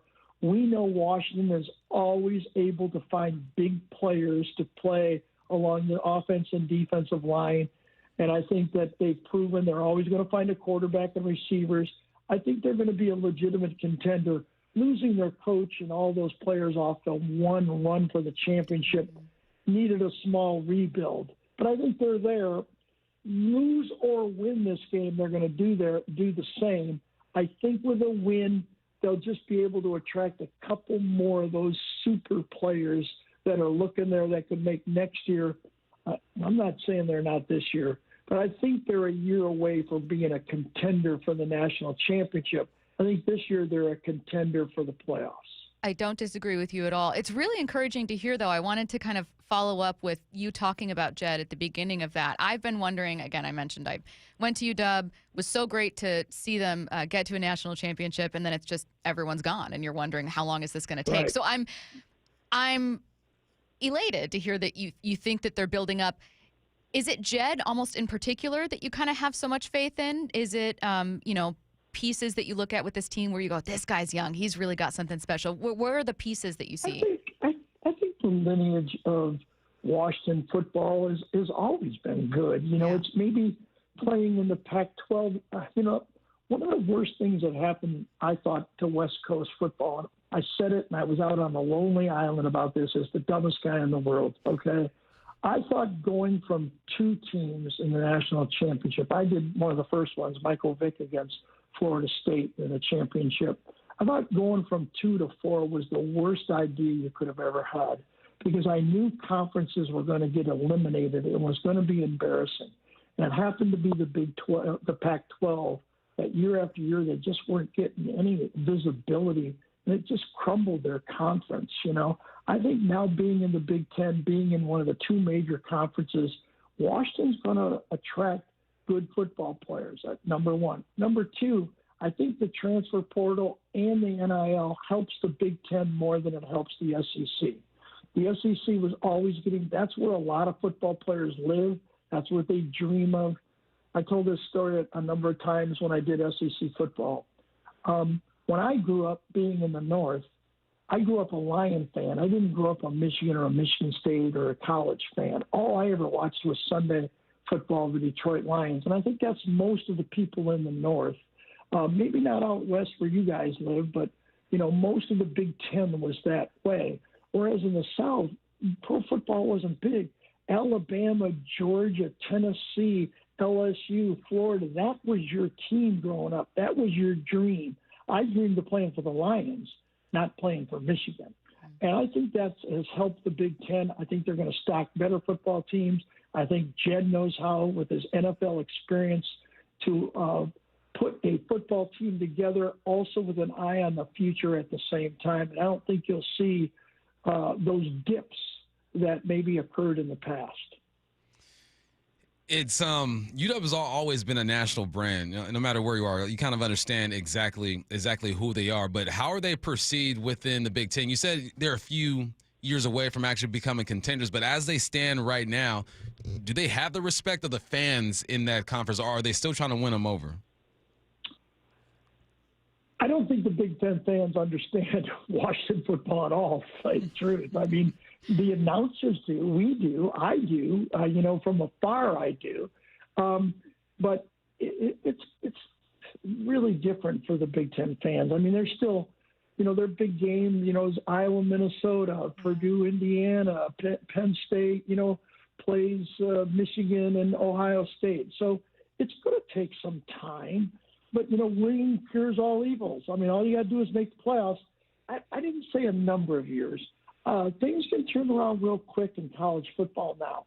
The right leader with the right vision and the right amount of backing. You do have to have the right amount of backing in your program. Look at what Kurt Cignetti has done at IU. I mean, if he does it again this year, might he actually turn IU into a destination place for transfer players to go play? So I don't think that Washington should care about what Big Ten fan thinks about them. I think if they just continue to build the solid programs they've always had great quarterbacks all the way along. I think it's just a matter of going on the road, handling the travel to play out east. That is a struggle for all of the West Coast teams now in the new Big Ten makeup. But I think if Washington continues to be what they've been in the past, losing a coach at the time, right when you were at the peak, that was tough. But I do think you got the right guy here to keep it and maintain it.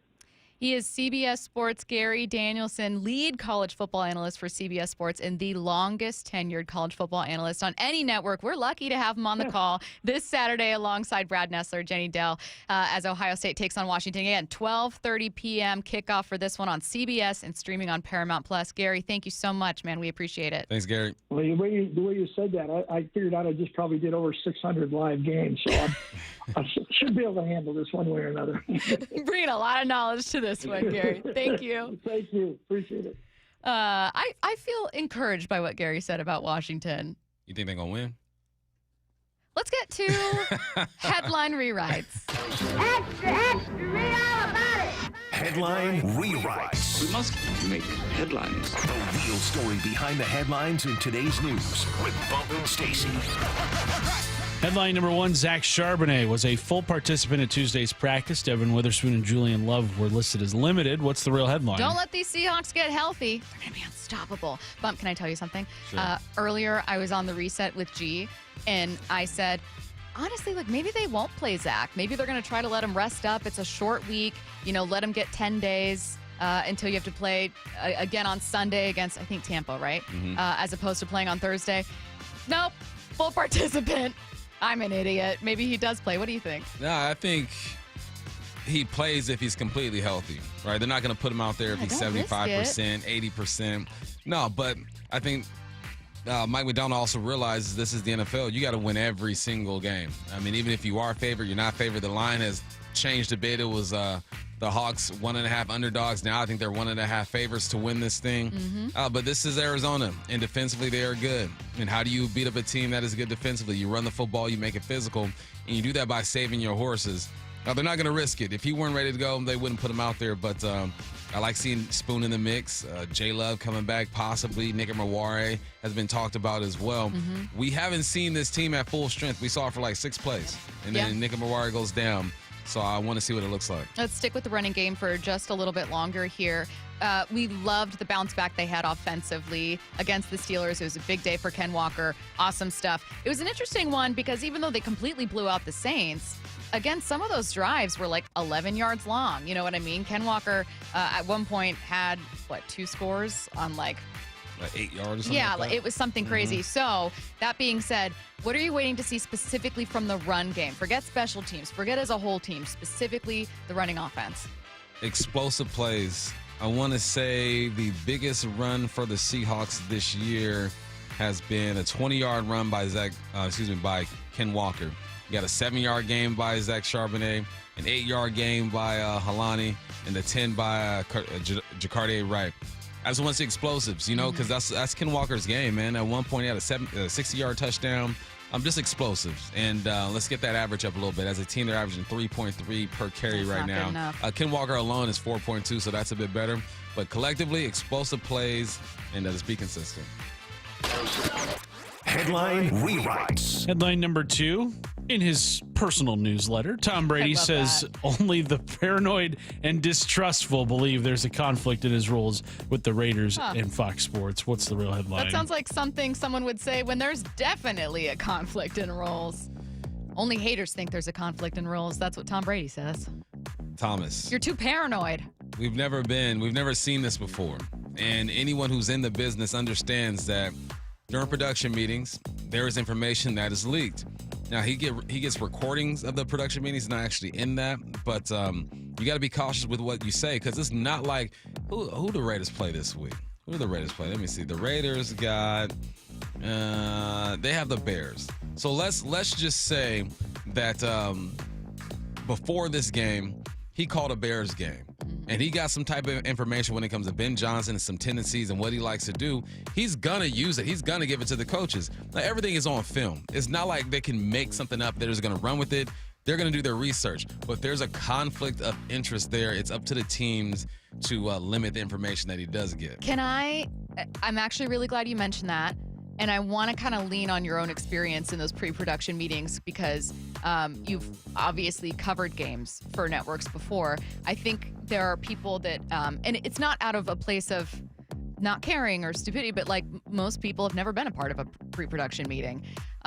So I think people think, well, who cares if, he could just watch film on these teams and learn things, but you get it, like coaches, right, will tell you things like, oh, we like to do this on third down or watch out for this guy, right? Like you get a lot of information. Yeah, I've had coaches tell me this is the matchup we're going to go after. Yeah. We really like this matchup. Right. So with Tom Brady, either they're going to say it and give up the information or they're not going to say anything at all. And now the guys calling the game are limited with their knowledge. Because as a voice of one of those games, you, especially color guy, you got to tell the why. Why is this happening? And there could be a play that was made, and I knew that play was going to happen. It happens, and I tell them exactly why that play was made and how they attacked it based off of what I saw and what this coach told me. Mm-hmm. So now you can take that information and run with it and take it to your organization. So it makes it weird, Tom. It's different. We've never seen this before. People are going to be skeptical. Yeah, and again, it's obviously networks say or think, or the league does, that the benefit of having Brady there as a figure in a broadcast booth and with his knowledge is absolutely worth the trade-off. But it becomes, I can see, a very fair conflict of interest, or at least a fair concern for someone when it's like, even if in that game he's not calling down, from the booth telling them what's happening. Okay, well, what if he's on a call for the what if he's on a call for the Cowboys or a call for the Chiefs or whoever else and then relays that information to the Raiders the following week? I think that's what people are worried about rather than him in real time saying those things. Yeah, there's a way around it. Just coaches limit what you say. Yep. And everything's good. Next up. Headline rewrites. Headline number 3. 106-year-old Sister Jean has finally announced her retirement as Loyola basketball's team chaplain. Okay. What's the real headline? I'm not going to lie, Curtis. I thought this headline was going in a very different direction. Sister Jean, man. Hey, I ain't working. 106, I ain't doing nothing. I'm not working. I'm going to be grumpy. You let me be grumpy. I am just going on my walks or doing my chair exercises, and I'm chilling. I ain't working. Should we be so blessed? Yeah, I can't fathom life at 106. me either. Like, think about who do you that. kick it with? Oh, that's sad. All right, all the homies are probably not around anymore. I mean, you could make new friends all the time. Sister Jean seems very outgoing and friendly, really popular. Wow. She would have been born in 1919. It's like being a vampire. 1919? Yeah. Women didn't have the right to vote when she was born. That's crazy. That's wild. That's Is crazy. that the tail end of World War I? In the teens. Oh, yeah, she's definitely pre-World War II by a couple decades. A decade and a half. Yeah, that's crazy. 1918 was the end of World War I, so missed it by a year. The Titanic sank 5 years before she was born. Dang. But hey, she got to a Final Four. Hey, let's go. That's all that matters. I know. Let's see what's on tonight. What's on tonight with Bump and Stacy, brought to you by Caesars Sportsbook at Muckleshoot. Now, here's what's on tonight. You already know the Mariners are on tonight. They can clinch an AL West title tonight. Pregame starts at 5:30 p.m. First pitch at 6:40 p.m. Going to be crazy there at T-Mobile. Of course, pregame and broadcast on Seattle Sports. Coming up next, a look around the NFL and your home for the playoff-bound Mariners. Seattle Sports and the Seattle Sports app. Touchdown, Seahawks! Celebrating 50 years of Seahawks football. Number 38, Max Strong, fullback. Certainly one of the great Seahawks of all time. Selfless player, leader on that offense, played special teams, and was a great receiver out of the backfield. The Hawks aim for their third straight win, playing under the Thursday night lights in Arizona against the division rival Cardinals. Kickoff 5:15, pregame at 2. On the home of the Seahawks, Seattle Sports.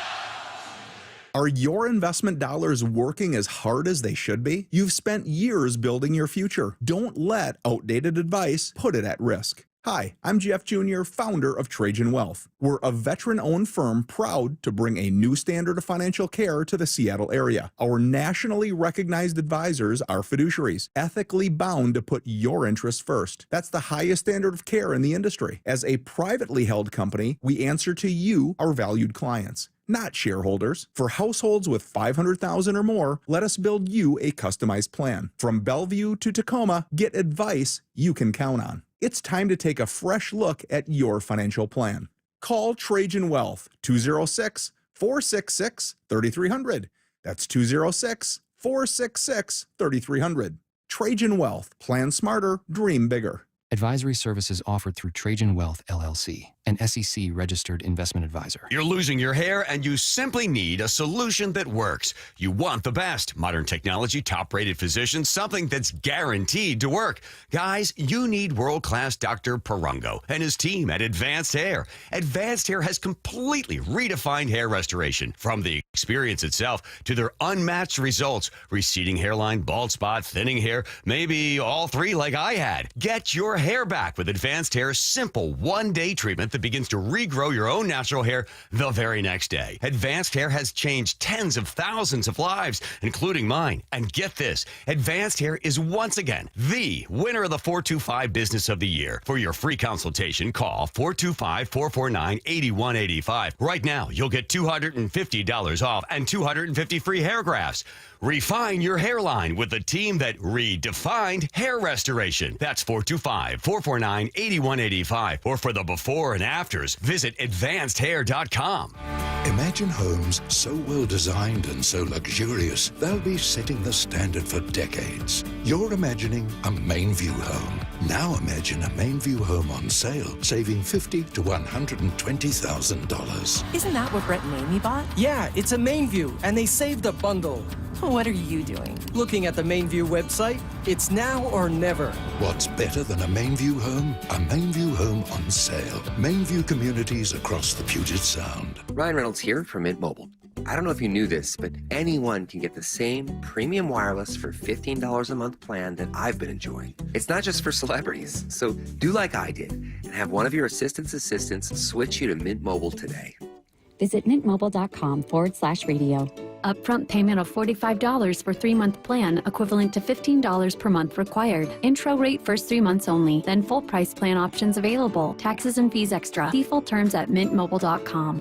Ooh, What was that? That is business phone bliss with the Ooma Cloud Phone System. It handles all our voice, video, and messaging needs. You sound very calm. I am. Ooma has everything I need to run my business more efficiently, like virtual receptionist, call routing, and video conferencing. And it starts at just $19.95 per month per user, plus taxes and fees. Ooma. Nice. Find your business comm at ooma.com/radio. Seattle Sports, home of your playoff-bound Mariners. Hey man, gaining weight, dragging throughout the day, losing your drive? It could be your testosterone. The team at Revive Men's Health Washington gets men back on track with the energy and drive they've been missing. Meet Tyler, Revive Men's Health Director of Operations, and witness to hundreds of success stories. I've seen guys come in worn out, discouraged, and just not themselves. A few months into treatment, they're standing taller, speaking with more confidence. It's like watching someone come back to life, like a light switch gets turned back on. The spouse says, "Thank you. I really have my partner back, better than before." That's the moment it all clicks for me, and that's why I do what I do. Since 2011, Revive Men's Health has helped more than 120,000 men regain their energy and drive. Start your story today with an in-clinic visit or a secure video appointment. Call 206-529-1111 now to book your free testosterone test, exam, and consultation. That's 206-529-1111 or schedule anytime at revivemenshealth.com. IRG Physical and Hand Therapy doesn't just treat injuries, they elevate athletes. From weekend warriors to elite competitors, IRG Sports Institute clinics are built for performance, blending top-tier physical therapy with advanced sports science and personalized training plans. Hey, Brock Hewitt here with Shannon O'Kelly, physical therapist and owner of IRG Physical and Hand Therapy. Why? Why elevate athletes as well? Because here at IRG, Brock, our motto is we want you to be your best self, your best physical self, your best mental self, and your best community self. At our new IRG Fremont Sports Institute, we're providing that type of care. We've got the latest equipment, the greatest techniques, the providers there that are excited to get you better, basically bigger, faster, stronger. Doesn't matter if you're a weekend warrior, a recreational athlete, an elite athlete, we will make you to be your best. You'll work with specialists who understand the grind because they've been there. With access to cutting-edge equipment and recovery techniques, you won't just heal, you'll come back stronger. Visit irgpt.com, irgpt.com. From the Quantum Fiber Studio, this is Bumpin' Stacy. Weekdays 10 to 2 on Seattle Sports and 97.3 FM HD2. I need to issue a correction. Oh, whoa. Sorry, I didn't realize that was so loud. I just got new headphones on during the break. I'm being shamed by listeners, fairly, understandably, for saying the Titanic sank in 1914 instead of 1912. You know what I love about the listeners? They make no mistakes. You know, they're just are efficient and can never relate to someone who might have made a mistake. Well, no, I mean, I think they were right. They were right. To shame I'm me. just saying, How man. Like, dare I? Like, I love what we do. I love our listeners, but if we make one little mistake, it's like, why do you have your job? You didn't know the Titanic sank in 1912? How did you even get this job? Gosh, we love y'all, though. Oh, God. I really should know that. It was April 15th, which is the day after April 14th. And so the 14, I'm on to something there, Curtis. Yeah. Okay. Yeah. We're keeping it moving here. First up, taking a look around the NFL, Clint Kubiak has a receiver in mind when asked who Torrey Horton reminds him of. Yeah, I'm not going to say his name, but he's had a really solid start to the season. Proud of Torrey. Not surprised, just the kind of kid that he is, you know, the way that his parents raised him. He just has a great attitude. He's all about work. You know, he studies hard, and he has some great role models in that room. And it's a long season to go, and no need for Torrey to get the big head, and he knows that. That's why he's here. You know, he's just got a special character trait to him in that regard. So just going to keep pushing forward. Not revealing the player, their characteristics that they share as players. Okay, well, Justin Jefferson was in Minnesota. He was a really good rookie, and that's rare air, so he's got a long way to go to get there.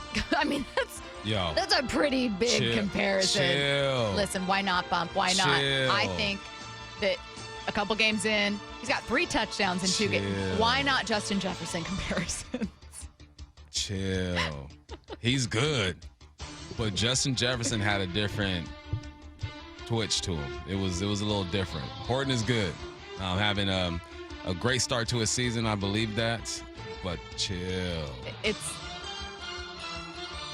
a big comparison. I'll say that. And again, no slight to Horton, but chill. Giants head coach Brian Daboll explained why his team is going with rookie first-rounder Jackson Dart over veteran Russell Wilson. I met both with Russ yesterday and Jackson privately, and Russ was nothing but a pro, which I would expect him to be. It's my decision. We're going with Jackson. We're going to get him ready to play this week and the remainder of the season. He's going to do everything he can. Russ will be the backup. The conversations that I've had with these young men will be private. The details will be private. All I can tell you is we're going with Jackson, and we're getting ready to play. So I'm not going to add too much to it. Those are private conversations. It's my decision, and we're going with Jackson. Dart was clearly the long-term answer, or at least the flyer that they were taking. Wilson was very clearly not. He was a short-term solution for a team that was in rebuild mode. That being said, entering week 4, would you have made the decision now or waited a little bit longer? I told you before the season it was going to be week 4. Okay. All right? Told you. Russell had a chance. Please lower your voice. You beat up on the suspect defense of the Cowboys, and you had to ride the wave after that, and you just couldn't do it. I mean, we knew this was going to happen eventually. Give Russ a chance. Some of us knew it 10 weeks ago, but it happened now. Week 4. It's crazy. I predicted the week itself. First of all, week 4. First of all, the only reason that in our bet I chose Russ over Aaron Rodgers is because I was sure that Rodgers would retire. So I thought, who cares if it's 1 week? I'm going to win this bet. Easiest money I've ever made. I got inside trader info. Week 4 is crazy. You really called week 4? Week 4. No. Yes. Wow. But okay. Why is Russ talking about retirement though? Like, you mean being asked about retirement? Yeah, he was asked about why they asking Russ about retirement. I mean, 36 years Let old. him finish the season, man. Been through, what is this, his 4th team now? I think just the assumption being like, if you're suited to be a backup, is that a job you're going to take? Because the previous jobs that you took, whether with Pittsburgh, clearly with the Broncos, but with Pittsburgh and with the Giants, we're like, oh, you're the week 1 starter. That's kind of what you're going into. You used to be a star. You aren't a career backup, so do you want to be a backup? Is I think where the retirement questions are coming from. But man, let him finish the season. Can we get like to week 12 before we start asking asking so are you about going to it? retire? What are you going to do for the rest of the year? Like, damn. Have you thought about it? Let my man chill for a Okay, little very bit. real question. What happens if for like 3-4 games in a row, Jackson Dart is struggling? Nah, you keep it rolling. You just keep it Can't rolling at switch this back? point. Nah, you keep it rolling. I don't think you can switch back either. Nah.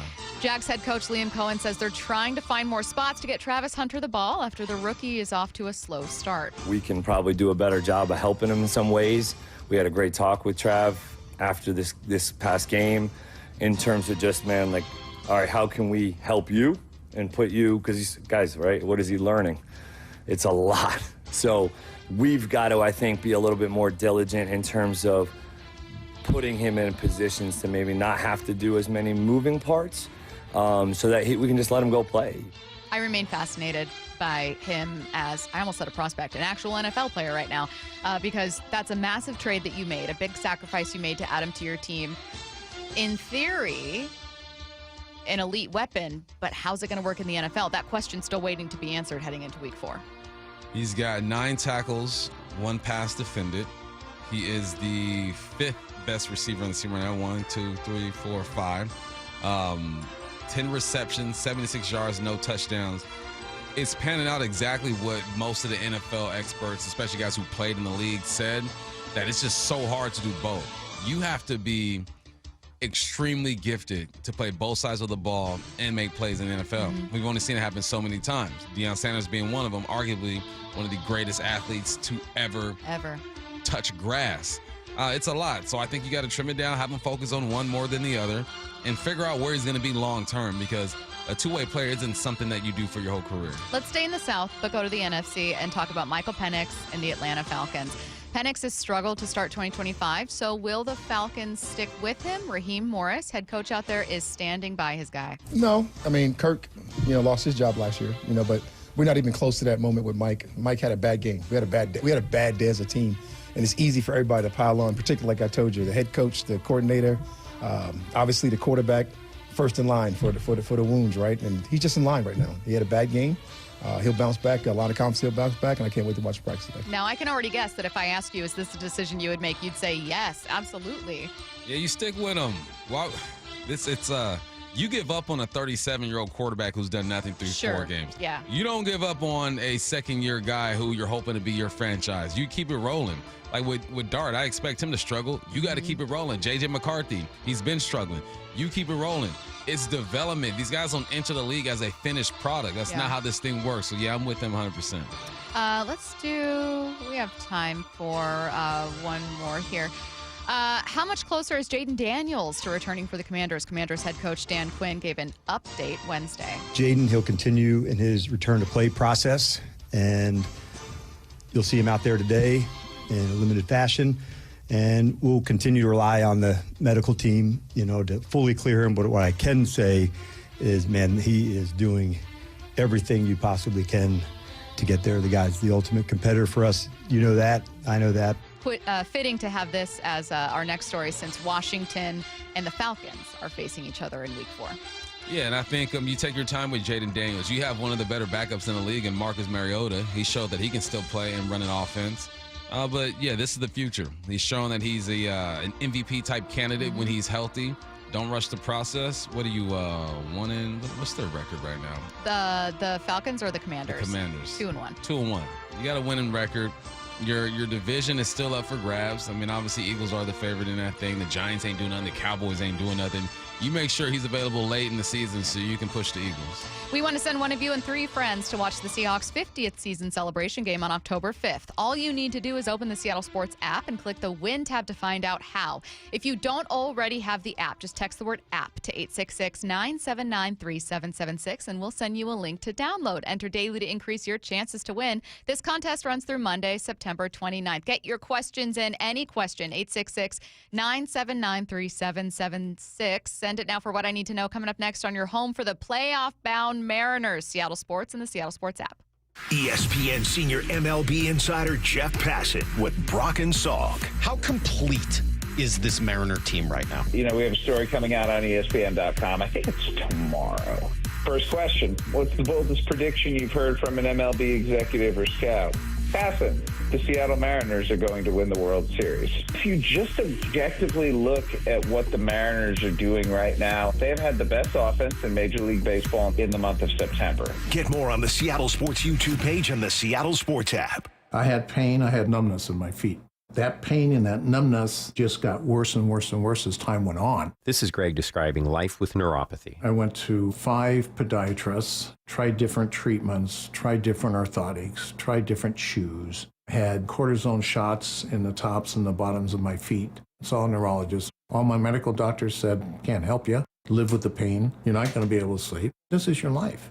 And then I just gave up until I found Sound Pain Solutions. I'm Dr. Mark Shelley, a chiropractic physician and board-certified functional neurologist at Sound Pain Solutions. Our neuropathy treatments can rehabilitate damaged nerves. We use FDA-cleared, non-surgical, drug, and pain-free procedures that help neuropathy sufferers like Greg find relief. I feel better. just feeling better is huge. If you experience numbness, shooting or burning pains, or loss of balance, call us. Sound Pain Solutions, 855-996-0025 or click soundpainsolutions.com. Has it been hot in your house this summer? Maybe worried about the cold coming in this fall and into the winter?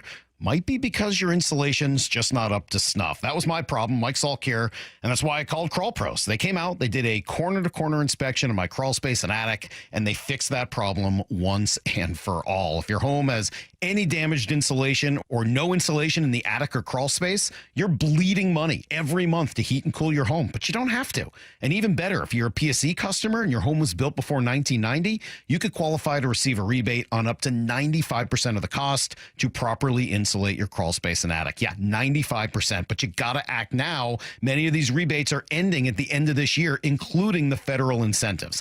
Let Crawl Pros come out and properly insulate your home before the cooler fall weather comes in. If you're worried about critters, mold, water damage, insulation, or anything else related to your crawl space or attic, call Crawl Pros or visit crawlpros.com. Dave Wyman here, and since I stopped playing football, we've been fortunate to live in the same house for over 20 years. That type of longevity is a good thing, except 20 years in the same house means a lot of things start to break. Most recently, it's our windows. Virtually every seal has broken, and that's why I reached out to Harley Exteriors. They're local, they're huge fans of our teams, and big listeners to the station. Better yet, they have the best product. Olympic Series windows offered exclusively through Harley Exteriors are manufactured in Washington, designed for Pacific Northwest homes and climate. That means cooler in the summer and warmer in the winter.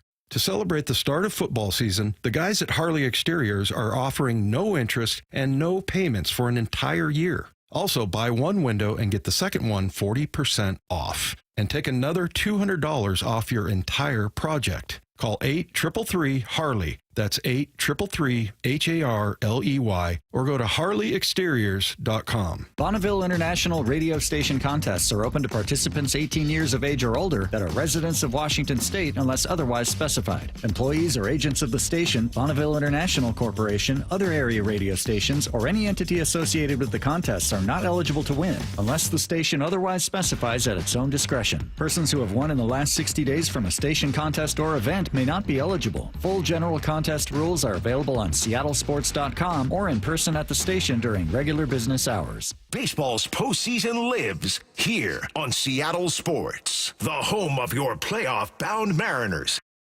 Eric Johnson here. I spent the past 30 years working to help make our community better informed, better protected when it comes to consumer issues, and better equipped to take on whatever life throws at us. That's why I love the free Washington Accident book series from Davis Law Group. These books keep us better informed about the law, better able to protect ourselves on and off the road, and better off when all is said and done after an accident. Chris Davis didn't have to write these books. He did it because he saw a need. People who were in accidents or other legal situations didn't know what to do, what pictures to take, documents to request. Only a tiny fraction of the people who get these free books will ever become clients of Davis Law Group, but that's not the point. Chris wrote them because it was the right thing to do. The free Washington Accident book series is a must-have for drivers who want to be prepared for whatever the road might throw at them. Get yours at WashingtonAccidentBooks.com. It's G. Scott. School's back and it's rally time. Time to rally around the campaign to keep kids healthy. Kids need fruits and veggies to grow strong and stay focused, but for families on tight budgets, that's not easy. Safeway and the Washington State Department of Health have teamed up and need your help. Every dollar you donate at Safeway checkout helps families in need. And with SNAP Produce Match, they get twice as much for the dollar. Next time you're at Safeway, please donate to keep kids healthy. You've heard the saying, you never get a second chance to make a first impression. Since 1926, my family's been helping local businesses make great first, second, and long-term impressions. We know how to make your company look good with quality uniforms, logoed apparel, floor mats, linens, and more. If you're paying for linen service or doing it yourself, let's have the conversation. The information and quote are free, but the savings and service can really add up. Visit suplinen.com. Superior Linen Service. It's what we do. From the Quantum Fiber Studio. This is Bumpin' Stacy. Weekdays 10 to 2. On Seattle Sports and 97.3 FM HD2. Get your questions in for What I Need to Know. Any question, text it now. 866-979-3776. What I need to know, says one listener.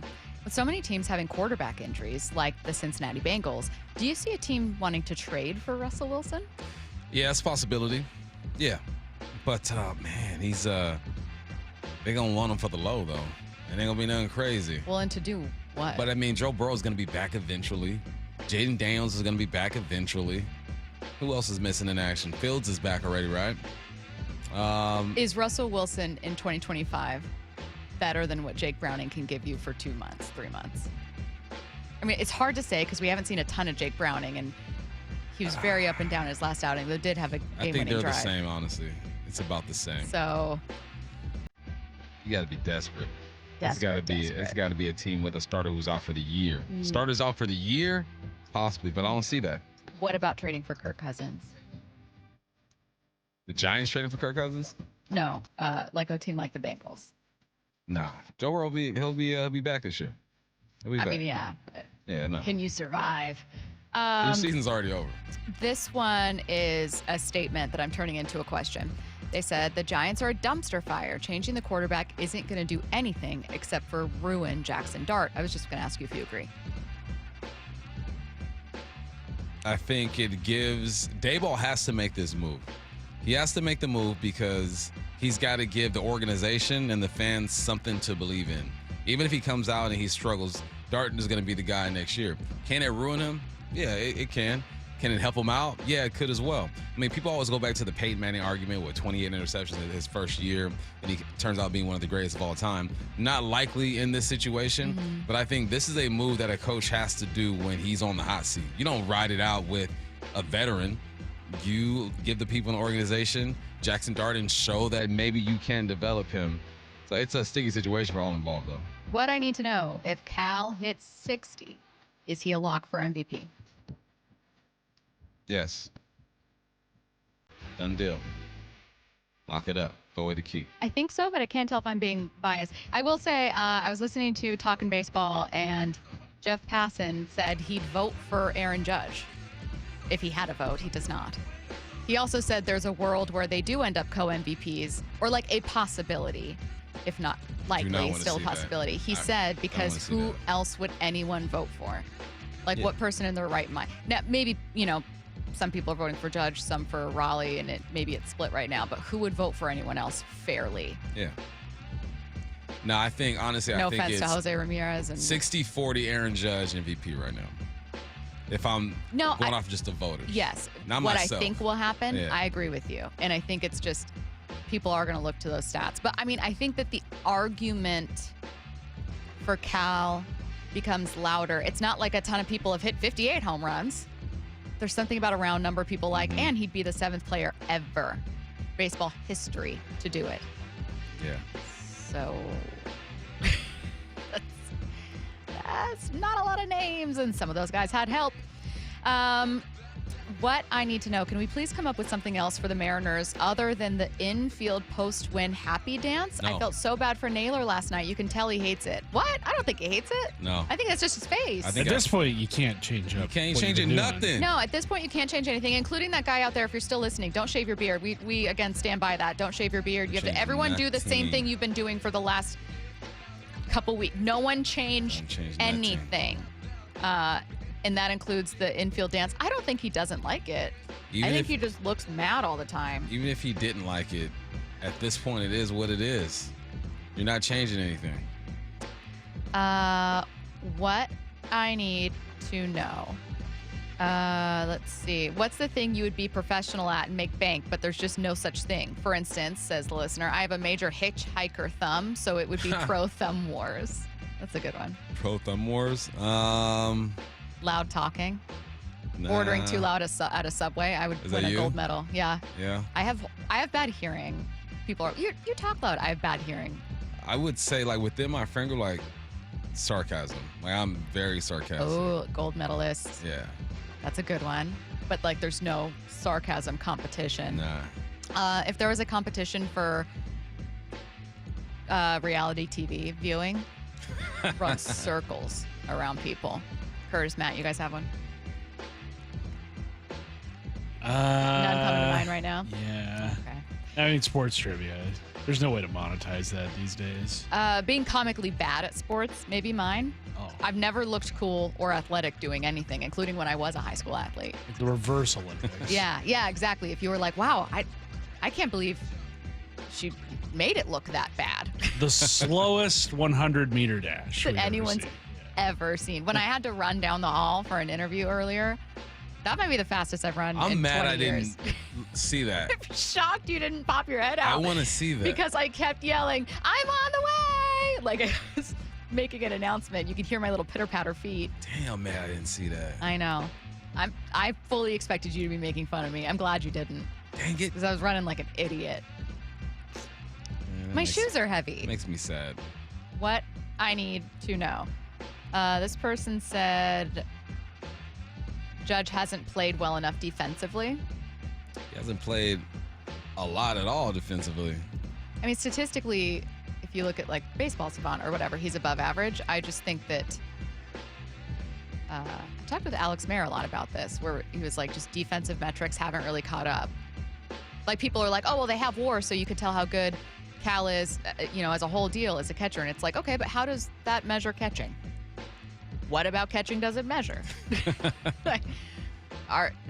There's a lot you're going to miss with that role. Judge has played defense in 90 of his 146. I think that's the number I was looking for the other day. 90 games he's played defense. What I need to know, who is the fastest from first, Julio last night or Junior in 95? I can't believe Julio. You know what's crazy about Junior? I don't know if I heard it from you, Curtis, or someone else.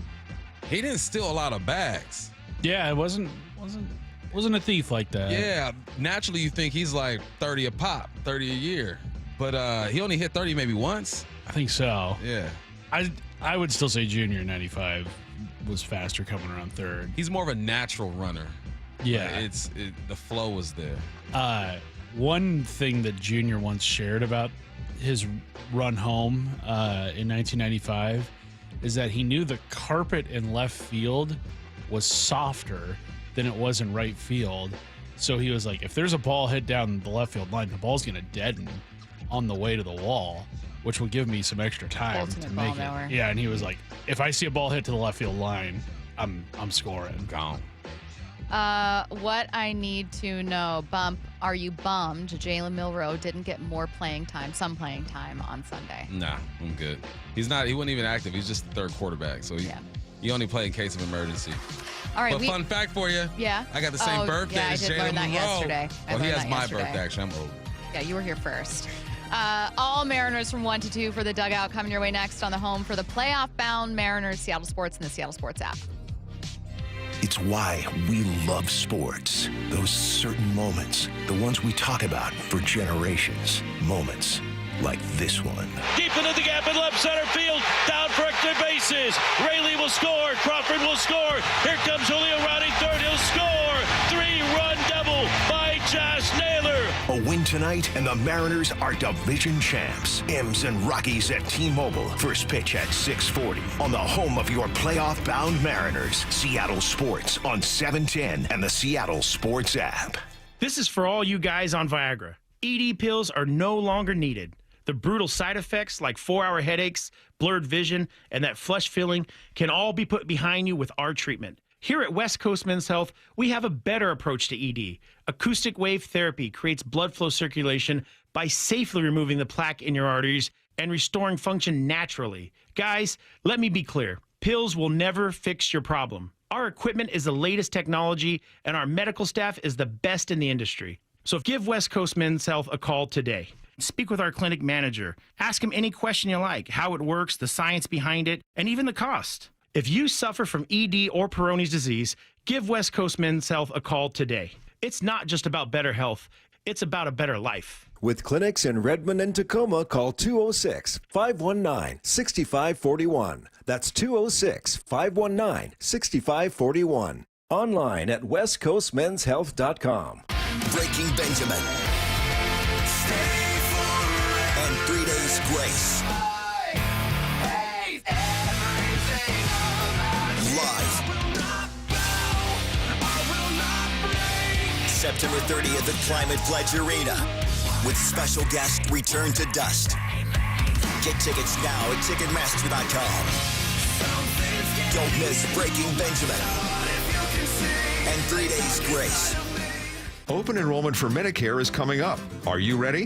Herb Weisbaum, the Consumer Man here. Get organized early with a Medicare Jumpstart Toolkit from the Insurance Commissioner's Sheba program. Order your free copy today at insurance.wa.gov. Upgrade your home's comfort, style, and energy efficiency before winter during Lake Washington Windows Autumn Savings Event. Save $500 on every window, $1,000 on every door, plus enjoy 0 payments and 0 interest for 12 months. Details at lakewashingtonwindows.com. Progressive knows if you have to choose between everyday life and your boat, boat wins. What are you going to do? Take the boat out for a spin or go mail something? Boat wins! Are we cleaning the patio or taking the boat out fishing? Boat wins! Are we skipping that eye exam to go sailing? Boat wins! Rescheduling eye exams can be a nightmare. All right, fine. Eye exam, then boat. Yeah! With Progressive, you can bundle your boat with your home or auto and save with a discount and spend more time enjoying those savings on your boat. Progressive Casualty Insurance Company, affiliates, and other insurers. Not available in all states and situations. You're still glowing, flirting, grooving. You still got it. But your immune system weakens as you age, making it harder to fight flu, pneumococcal pneumonia, RSV, and COVID-19. Vaccines are a key part of any health routine and help strengthen your immune response. Ask your doctor or pharmacist which vaccines you need. Schedule in minutes at vaxassist.com. Sponsored by Pfizer. At Fisher Investments, we may seem like other money managers, but we're different. Are you really that different than the rest of us? We are. As a fiduciary, we always focus on what's best for our clients. What services do you offer besides investing? We have a team of specialists in financial planning, estate planning, and more. Your clients rely on you for all that? Yes, we ensure clients receive unparalleled service at every step of the relationship. Okay, but you still sell commission-based products, right? No, because we believe that's a conflict of interest. We prioritize service over sales goals. So, then how do your fees work? We have a simple and transparent fee that's a percentage of our clients' portfolios. So we do better when our clients do better. Wow, we're more different than I thought. At Fisher Investments, we're clearly different. Learn more at fisherinvestments.com. Investing in securities involves the risk of loss. Hey, want to hear something great? Right now at Wendy's, you can get 2 of the #1 selling bacon cheeseburger in all fast food, the JBC, plus medium fries and a medium soft drink for just $8. Want to hear something else great? Double the burger means double the bacon. Now that's a game changer. 2 of the #1 bacon cheeseburgers with fries and a drink for just $8. Gotta be Wendy's. Limited time only. U.S. price and participation may vary. Request $8 JBC meal deal to obtain discount. Individual items at regular price. Tired of hearing scary radio ads about the IRS? Tax Relief Advocates is different. TRA is here to tell you that if you owe money to the IRS, whether it's $5,000 or $500,000, we have a solution. TRA can eliminate or reduce what you owe to the IRS with zero risk to you. We have over 1,000 5-star reviews on Google and an A+ with a BBB. End your tax nightmare today by visiting TRA.com or call 800-583-6681. That's 800-583-6681. Let's go! This is Seattle Sports. Streaming through the Seattle Sports app. KIRO AM Seattle. KIRO FM HD2 Tacoma. Home of the Seahawks, Mariners, and everything Seattle sports. Seattle Sports Snapshot. The Mariners are playing October baseball. Seattle clinched a playoff spot for just the second time since 2001 with their 4-3 win over the Rockies last night. Still to play for the AL West title, which Seattle can clinch with either a win or an Astros loss. That magic number is 1. They also have a chance to clinch the 2 seed later this week. The Seahawks head to Arizona to take on the Cardinals tomorrow for Thursday night football with a chance to improve to 3-1. Snapshot, brought to you by Miller Lite. When it's game time, it's Miller time. This is The Dugout. Every Tuesday at 1 with Bump and Stacy. Inside access to the clubhouse from Shannon Drayer on Seattle Sports, the home of the Mariners. You are listening to The Dugout, all Mariners from 1 to 2, rightfully so. We're talking about a team that's going to be playing October baseball and talking to that team last night in a champagne-filled clubhouse with Shannon Drayer, Mariners insider who joins us right now. Shannon, there were a lot of moments, a lot of interviews, sights and sounds. What's sticking with you most that you either heard from a player while interviewing or maybe saw in the clubhouse? You know, in having the conversations with the players in the clubhouse, a big theme was they're not done. It's not just about getting to the postseason. It's not just about winning the American League West. I mean, this team wants to go all the way. And in talking to them, you heard things about teammate with Andres Munoz telling me that Josh Naylor, every time he looked over to first base, Josh Naylor would give him kind of the calm down sign, the hand with the hands. And he said, I needed that in that moment, that he had an adrenaline he hadn't felt before out on the mound. It was, Cal Raleigh talking about, we played terrible tonight. and, saying that it just, there's a lot more that we need to do. Absolutely thrilled that they won and just I don't want to say dumbfounded, but it was when you get on a run like you're on right now, and when you have the determination to get to where they want to be right now, things can happen regardless of how things are going. But just such an appreciation for everybody in that clubhouse, for everybody out on that field. And this is a group that really, really sees itself as a team. And it took a long time to get there.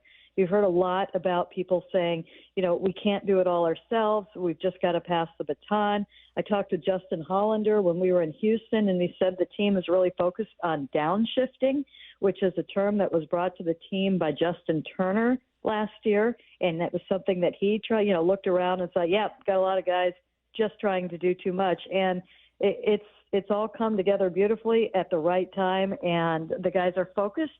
They're enjoying things.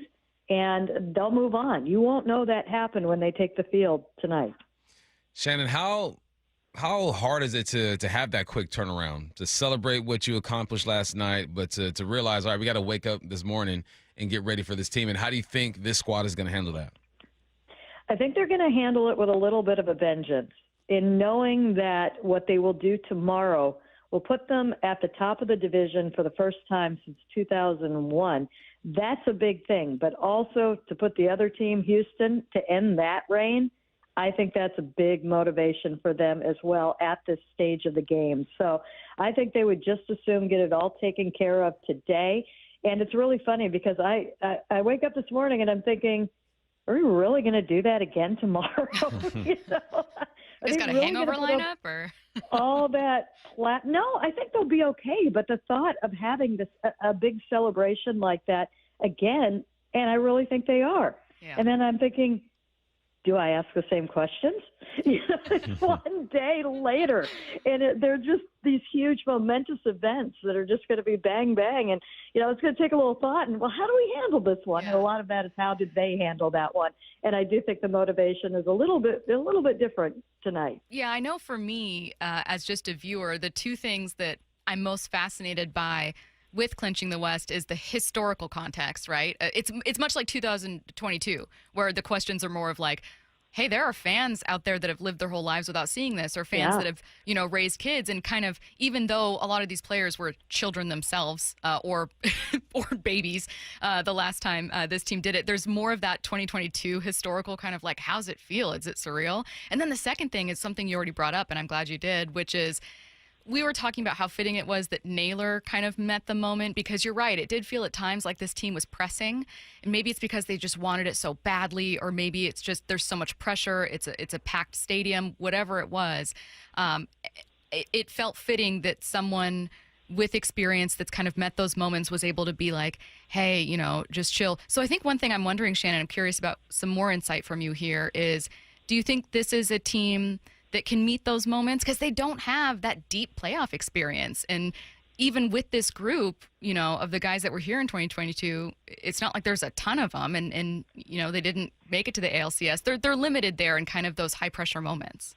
I don't think it matters where they're at in this right now. I think it matters getting to it and getting in. And I don't think the moments are going to get much bigger. And I do think, actually, and I have a post up on Seattle Sports about this right now, because it was eye-opening when I talked to Cal last week in a post-game interview. I just looked up at him in the middle of it all, and they're asking questions about the record and Victor's catch and everything else. And I was like, Cal, why are you guys peaking right now?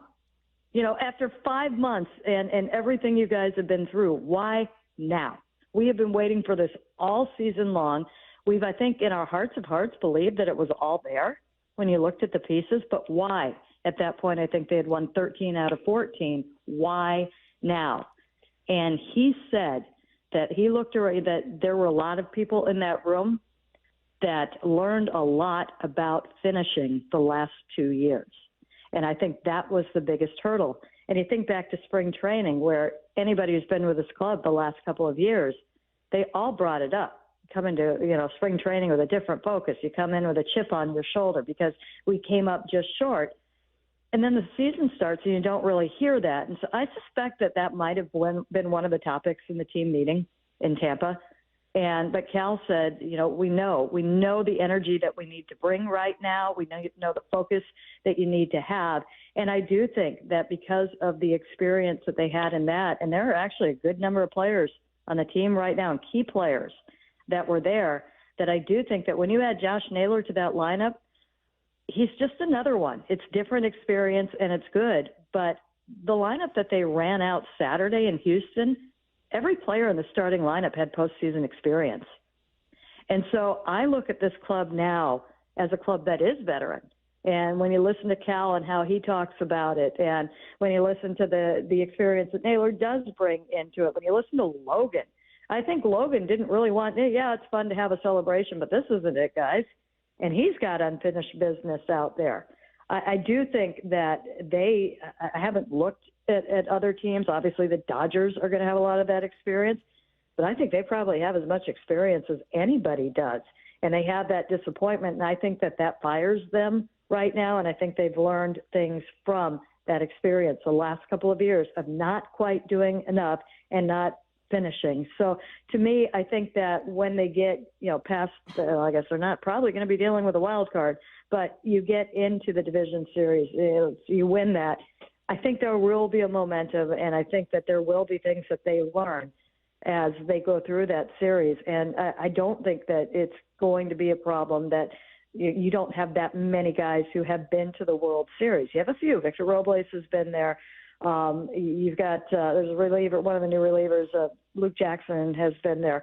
I think, outside of probably the first game and maybe the first time they're all lining up down the line, if they get there, I'm talking about it like this is an automatic. But I think with all the pomp and circumstances and everything that leads up to it, I think maybe that will be a little bit more helpful for the people who are there.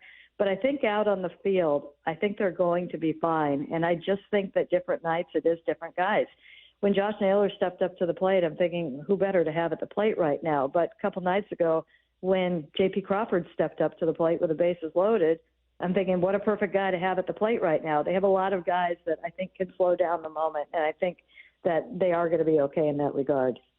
Shannon, listening to you kind of describe all those moments and situations, had me thinking, I'm like, all right, when did I start really believing? Like, we always knew this team was talented, and if A, B, C, and D all come together, then things are going to happen. And for me, it was going into Houston and doing what they did. For me, that was like, okay, this team is capable of doing it. Can you remember a time where you felt it, or maybe you saw it? You were like, all right, this team is legit and they can make a run. I think you started to really feel it on the homestand. I mean, you thought, you're talking about legit and real and not on paper. I thought on paper all year long. Yes and no. I would have felt for the season a lot better if the starting pitching was there, and that's something that just got ignored by the national media. I think a lot of them assumed that you had the 23 and 24 rotation out there, and you didn't. They were hurt. They were gone. It takes time to come back. But I do think that, when they came home from the last road trip, when they swept the homestand, you started to feel it really build, and you started to feel that they believed, and when they believed, that made it more legitimate to me. When you were able to take care of business in Kansas City and really put the pressure and actually catch the Astros before you got there, I think that was huge because they weren't playing behind. They did not give the Astros that advantage. And then when they just absolutely slammed the door, I think the biggest thing when you're talking about this time of the year and what can come up next, I know the Astros are depleted right now. I know it feels like they're in a little bit of disarray, hearing some of the comments that are coming out of there after the games. I mean, they had a player last night say, we have to wake up. That's not a good time of the year to be saying that.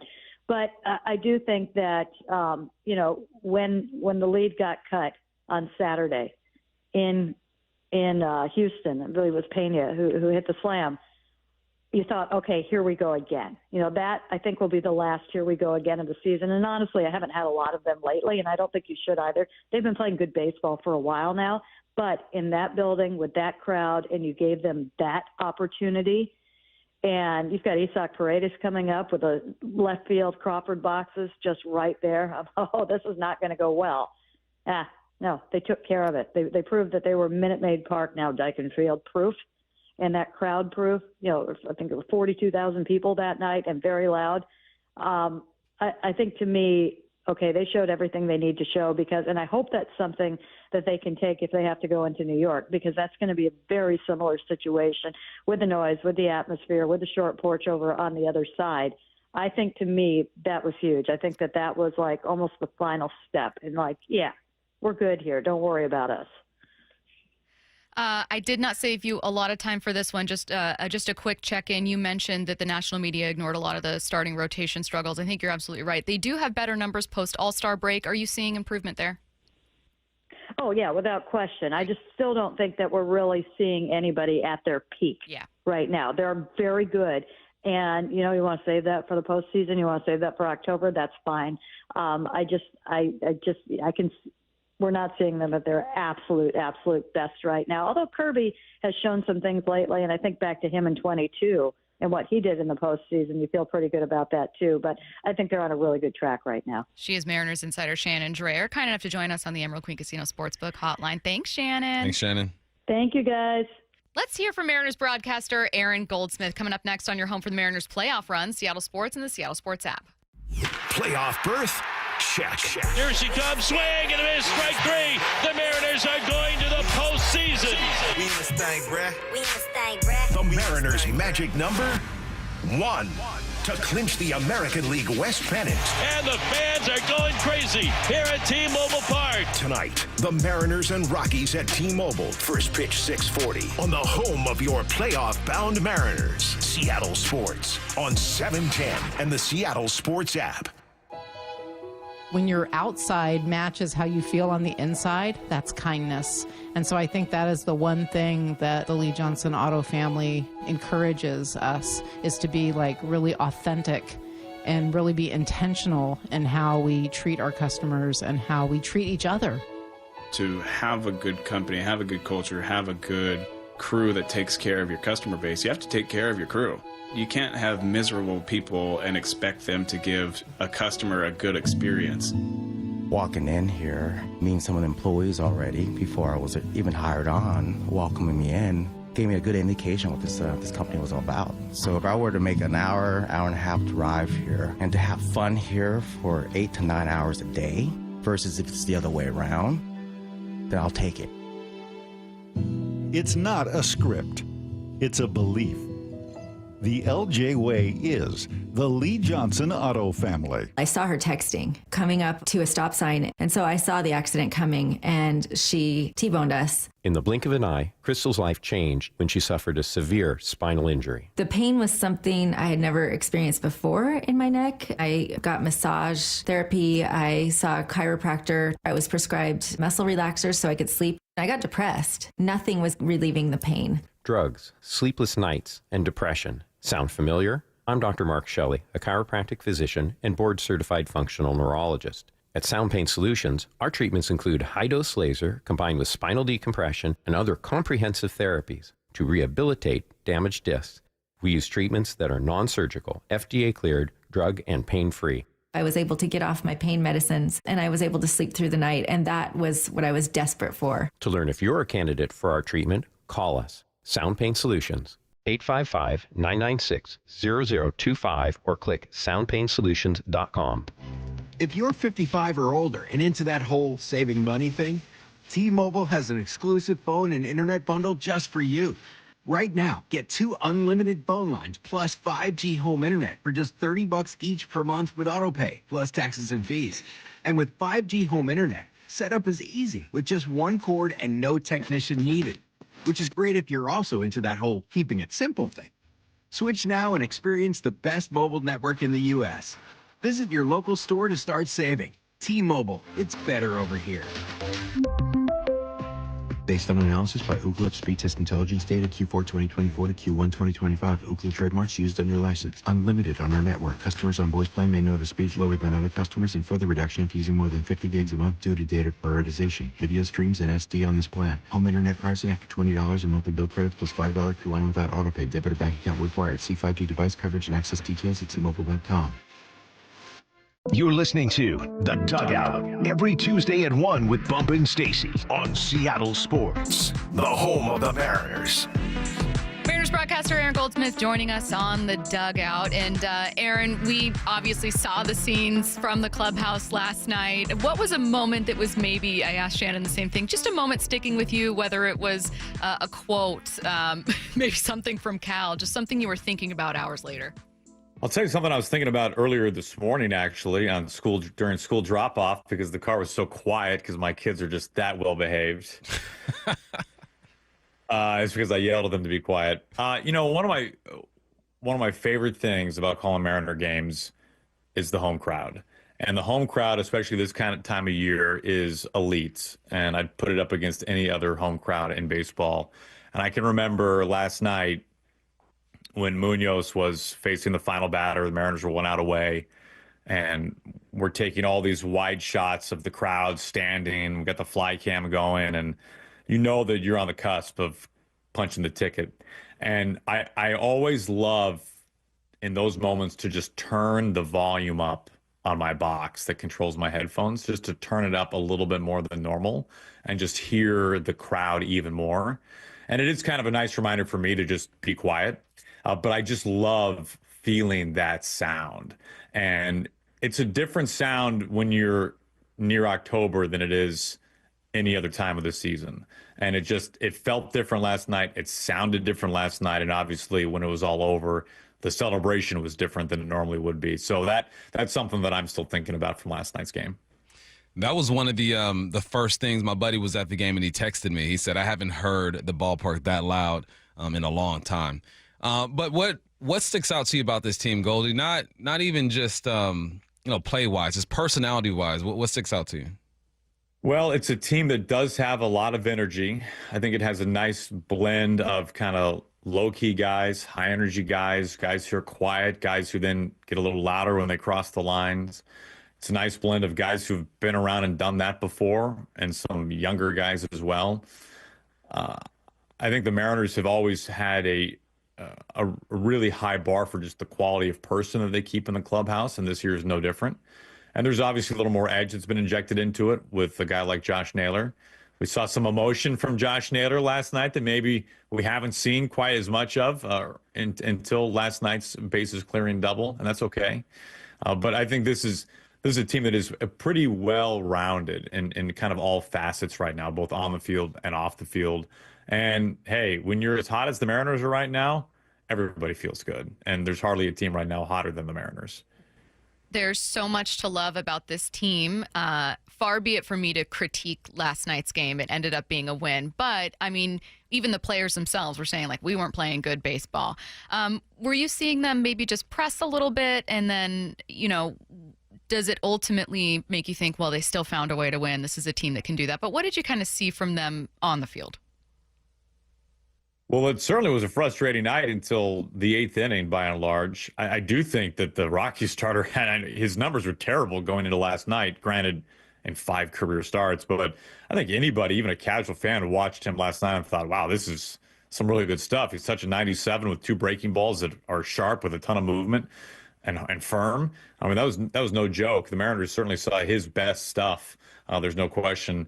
But one of the great things and one of the maddening things about baseball is even the worst team in the game will sweep somebody. Even the worst team in the game will get a series win. And the Rockies were pretty close to a win last night.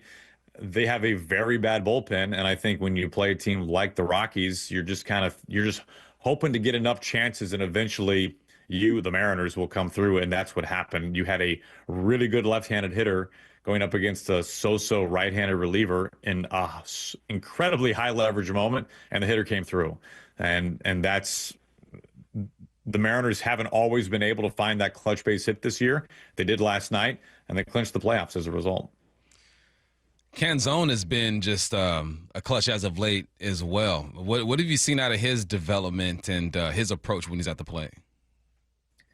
I think Canzone is kind of one of the sneaky great stories about the 2025 Mariners.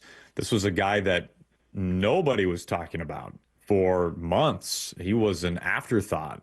He was just toiling in Tacoma, and there was really no spot you could point to in the horizon where you'd say, okay, I really think that Canzone with X number of ABs in AAA from now can be expected to come up and make an impact. He was not even in the conversation. And for him to stay as mentally tough as he did down there, and I've talked to him about it, a number of other people have as well, his mindset was, today I need to be the best hitter I can be where I am. And that happened to be in the Pacific Coast League with the Tacoma Rainiers. And he had that mindset day after day after day, knowing that he couldn't control when he was going to come up. But when he did come up, he would need to make an impact. And he had to be able to make it a good enough impact down there in order to get that call. That's exactly what happened. And you don't get a ton of chances in this game unless you are a top prospect, a highly paid veteran, a #1 draft pick, so forth and so on. And when he came back up, he got his opportunity and he ran with it immediately, right away. And he's continued that. And his role has expanded, right? We see him start against lefties now, certainly get at bats against left-handed pitching. So all the flowers to Dom Canzone, he earned it and he's made the most of it. Speaking of good stories, as viewers, as listeners of these games, Aaron, we're listening to you kind of tell one with your tone, the way you call home runs, big plays, what have you. It's really, really cool to hear the way that you're calling, let's say, clinching the playoffs, right? Or the way that you call, the crazy win streak that they're on.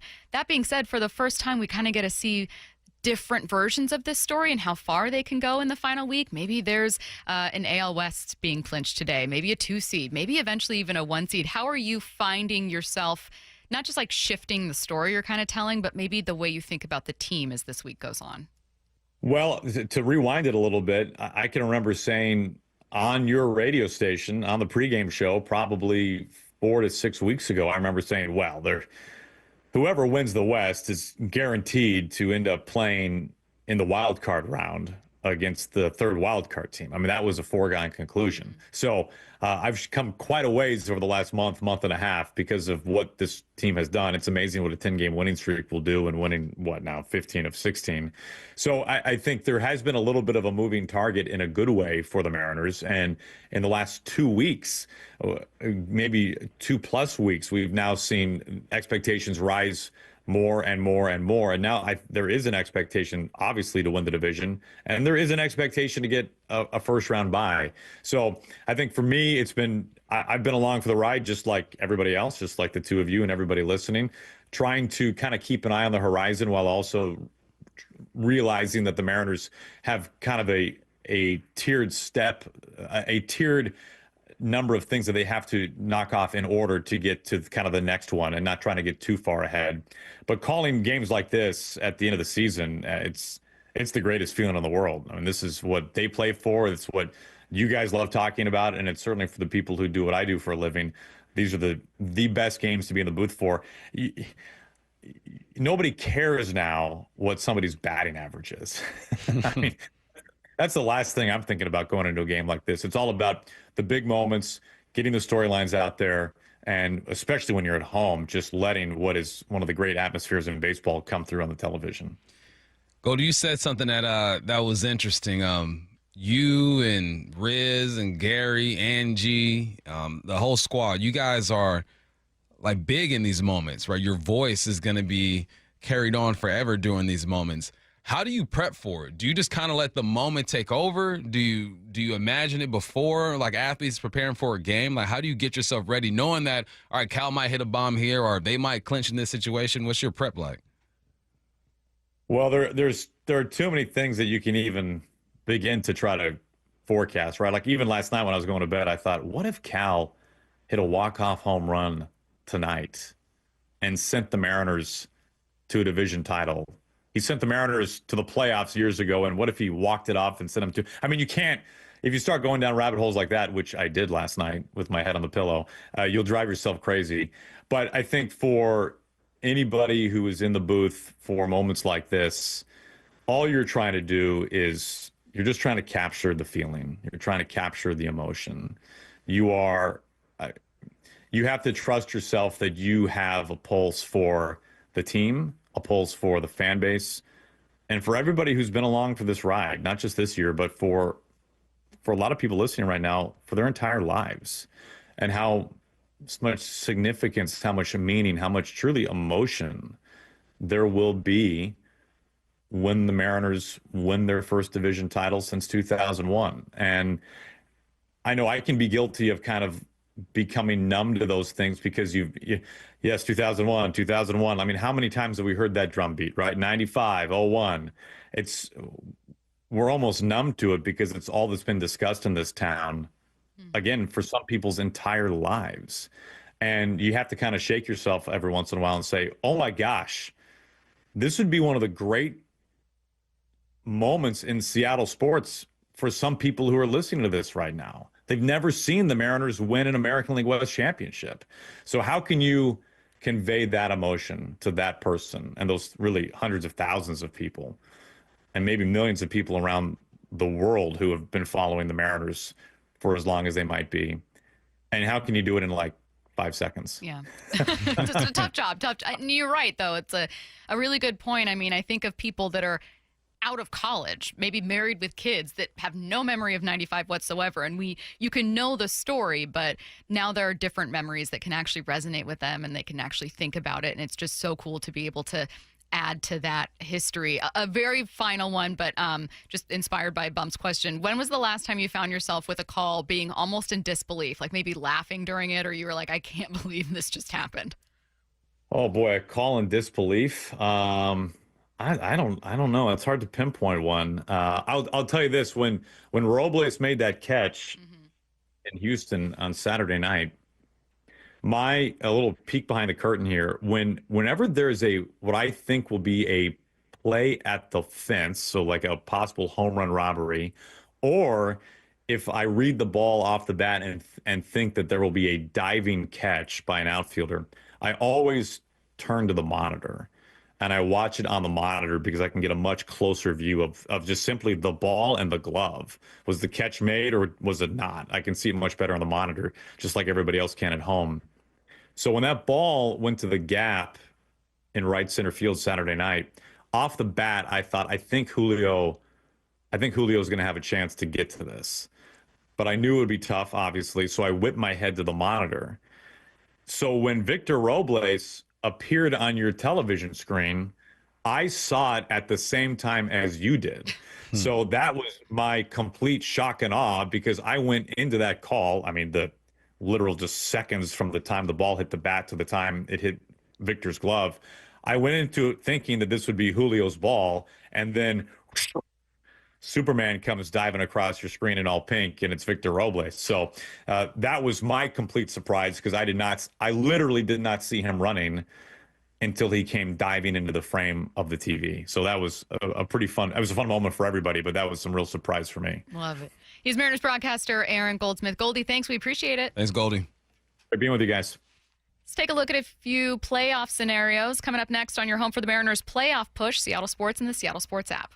MLB Network insider John Morosi with Wyman and Bob. We look forward to it each and every week. Look at that smile. He's already smiling. This is a really good Seattle team that looks like a division winner. They're playing like it, and their closest competition, their flaws are showing up in the worst possible time. So they should win the division. They probably will. The Seattle Mariners right now are the best team in the American League West, and there are plenty of people who think they might be the best team in the entire league. See the full conversation on the Seattle Sports YouTube page. What's going on, Seattle fans? It's Cliff Averill here. I'm inviting you to come hang out with me for a free game day viewing party at Muckleshoot Casino Resort for some Thursday night football on September 25th when the Hawks take on Arizona. We'll be watching on the big screen, giving away prizes, and I'll be chatting football with Seattle sports producer Maura Dooley. Join me Thursday, September 25th at Muckleshoot Casino Resort. Find out more at muckleshootcasino.com. Please game responsibly. Change is always happening. It's part of life. And when it comes to music, change is all around us. Songs are rewritten. Classics are remixed. Bands and artists come and go. Even our taste in music changes. Here at Xfinity, we know there's still good in keeping some things the same. That's why we want to do our part with a 5-year price guarantee on our internet. It means no matter what changes, you get 5 years of the most reliable Wi-Fi with our best equipment included for a price that stays exactly the same. Surprised? Life is full of them. One internet price, 5 years, guaranteed. Learn more at Xfinity.com/deals. Restrictions apply. New residential customers only. Taxes and fees extra and subject to change. Most reliable Wi-Fi based on Open Signal Awards USA. Fixed Broadband Experience Report, August 2024. With football season comes colder weather, so if you need new windows and doors, don't drop the ball. Steve Rabel here with Keith Dashafeet from locally owned Pella Windows and Doors of Western Washington. So Keith, what's your next big play? Well, Steve, right now get 40% off qualifying installs or no payments and no interest for 12 months on approved credit. Schedule a free consultation with Pella Windows and Doors of Western Washington. Go to PellaPNW.com. That's PellaPNW.com. Tired of hearing scary radio ads about the IRS? Tax Relief Advocates is different. TRA is here to tell you that if you owe money to the IRS, whether it's $5,000 or $500,000, we have a solution. TRA can eliminate or reduce what you owe to the IRS with zero risk to you. We have over 1,000 5-star reviews on Google and an A+ with a BBB. End your tax nightmare today by visiting TRA.com or call 800-583-6681. That's 800-583-6681.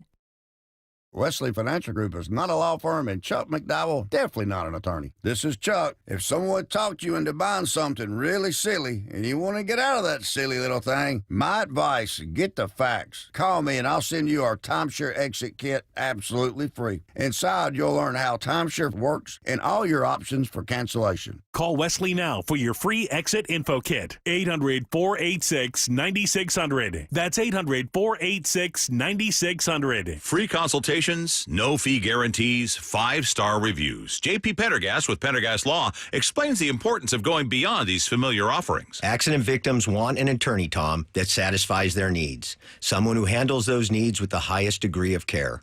Pendergast Law offers the no-fee guarantees and free consultations, but these only scratch the surface. Okay, explain more. We make sure that every member of our team is genuinely passionate about helping others. Customer service and communication are our top priority. It's how we take care of our clients so they always feel one step ahead of the insurance companies. Our strong reputation for high standards provides comfort and confidence when it's needed most. Pendergast Law offers the free consultations, the no-fee guarantees, and, of course, they are 5-star rated. But what really makes them different is their genuine passion for helping others. I can't recommend them enough. If you or a loved one has been injured in a car accident, call Pendergast Law. We can help. That's PendergastLaw.com. You're listening to The Dugout every Tuesday at 1 with Bump and Stacy on Seattle Sports, the home of the Mariners. Everything seen and heard in the clubhouse after a playoff clinching win over the Rockies. This is Cal Raleigh talking about what's gotten the team to this point. You know, we just got a great group of guys in there, and, you know, they've been committed all year to working hard, to trying to be as consistent as possible, and, you know, us, you know, just been a good group. And, you know, it's been, I think every season, everybody will tell you how hard the game of baseball is, and you know, we've remembered the last 2 years and how disappointing and how upsetting, you know, it was, you know, missing out by the game. And, you know, I think guys remember that, and it brings a little extra edge every single day to the ballpark, you know, knowing how important it is. And, you know, I'm just very proud of these guys here, and it's been a good night. The too long didn't read version is pain. The memory of pain and frustration and of missing the playoffs and of failing sticks with you, and it makes you work a little harder. Bump, what do you think maybe one or two things that have gotten them to this point? Like if you were to tell the story to someone who hadn't watched any part of the season, they say, wait, what do you mean? The Mariners were 7 games back and we're coming off 2 bad road trips early September, you know, looking bad, and then now they could clinch a 2 seed. What do you mean? How'd they get there? How'd that happen? Overcame some stuff, man. It was tough for a little bit. You start the season, you got guys getting banged up early. You got Robles getting hurt early, Miller. You got Logan, Luke with the oblique. They've overcame some stuff, man, and overcame some poor performances too. It's not just injuries. It's just guys not clicking. Mm-hmm. Guys not getting off to the hot start. We were so focused on April, right? All right, April, you got to have a good month. And then Polanco starts the ball. It's just the up and down, man. That's all they got here. And the up right now, if you look at the chart, you know, like the graph, the line's moving up and down, and now for a while now it's just been up. So it's just overcoming things that most teams have to overcome throughout the season. Guys get hurt all the time, and your pitching's not there at some point. But how did they get here? By just overcoming whatever has been thrown their way and not losing hope. I'll double up on that and echo overcoming those pitching injuries, getting that group together.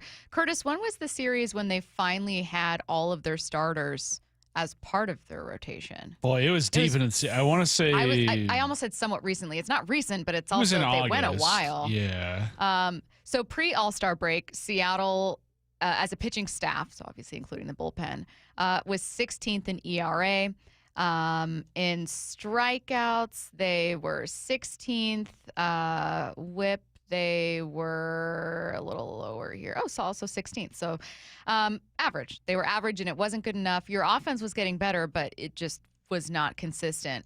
Post All-Star, that's jumped up a ton. They're 4th in WHIP. In strikeouts, I know they're top 10. They're 2nd in strikeouts. ERA is going to be a little lower because obviously it's going to average over with everyone, but they're also jumped up from there to 9th. That's a massive pre-post All-Star split. Yeah, it was. They got right. They got right after the All-Star break. They added some power to the lineup. They got healthy as well. And, they've shown that they're a team. Well, some specifics happen. Like, I think most of us now will get used to having to wait on Julio to kind of warm up, right? Because that's what he's done this whole year.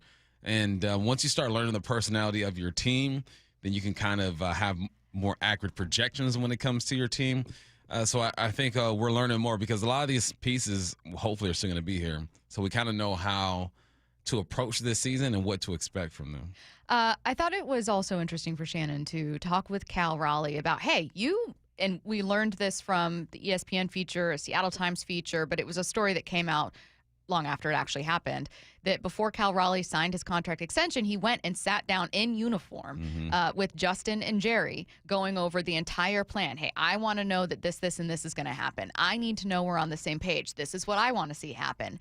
And before inking that contract, needed to make sure that he was in lockstep with where this team wanted to go and that they were in lockstep with him. He talked about that plan. Yeah, this is the conversations, I had with Jerry and Justin and John and, talking with them. And, I've obviously, seen good things here, I've seen bad things, but, the plan's been, executed this year. And, it's been a great group. I love these guys, love this organization, love the city. And, like I said, it's very satisfying after those last 2 years to get back to here. And, good things happen, when you play good ball. And, this was what this group has done. So, excuse me, that was from Angie with the Root broadcast. I remember that interview. It's massive because my next answer bump would have been, the additions you made at the deadline. I don't know if you make those additions, A, without Cal's season, because I think maybe there was some pressure to pay up on something you're not going to see again.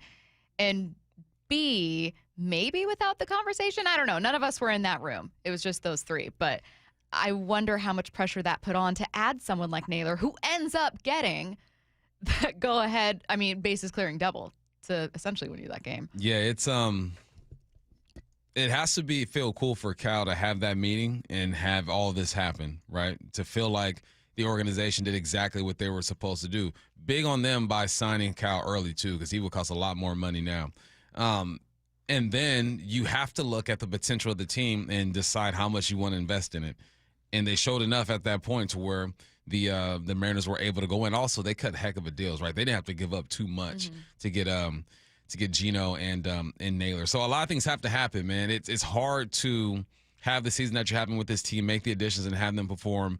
You got to get lucky, and you got to be willing and dealing, and did all the above. Yeah, I also think it's a part of the MVP conversation that's not going to get told, because I don't know how to quantify that for Aaron Judge either. Maybe there's conversations he's having. Maybe he has a hand behind the scenes and trying to make some stuff work. But there is something about a cultural shift that is overlapped with, first of all, Cal Raleigh hitting a home run to send this team to the playoffs for the first time since 2001. So that's massive. Secondly, Cal Raleigh having that conversation. Cal Raleigh publicly calling out a lack of spending, a lack of investment, a lack of whatever. Later kind of needing to apologize, but that's a tone-setting move. And what's followed are some actual changes, aggressive moves at a trade deadline. So it's not going to be part of the conversation because it's hard to quantify for either player, but it just makes you think about the impact he's had. All right. Still to come, the magic number for clinching a playoff spot is 0. But what about the AL West? What about the number 2 seed? Maybe a number 1 seed? I don't know. Alex Mayer of Mariners Stats and Info joins the dugout next on your home for the playoff-bound Mariners, Seattle Sports, and the Seattle Sports app. It's why we love sports. Those certain moments, the ones we talk about for generations. Moments like this one. Deep into the gap in left center field. Down for extra bases. Rayleigh will score. Crawford will score. Here comes Julio rounding third. He'll score. 3-run double by Josh Naylor. A win tonight, and the Mariners are division champs. M's and Rockies at T-Mobile. First pitch at 6:40 on the home of your playoff-bound Mariners. Seattle Sports on 710 and the Seattle Sports app.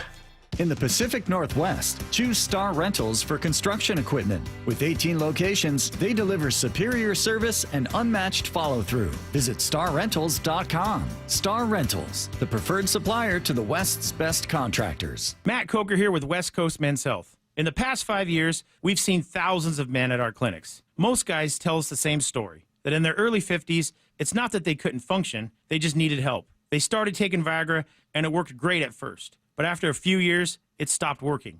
The problem is that their arteries had become more restricted since they started taking it, because Viagra does not unclog arteries. Here at West Coast Men's Health, we use acoustic wave therapy to target the real problem. We break down plaque and clear up the arteries so blood can flow like it did in your 20s. This restores function. And guys, listen to this. You won't have to take a pill anymore. So if this sounds like you, give West Coast Men's Health a call today and see how we can help. With clinics in Redmond and Tacoma, call 206-519-6541. That's 206-519-6541. 206-519-6541.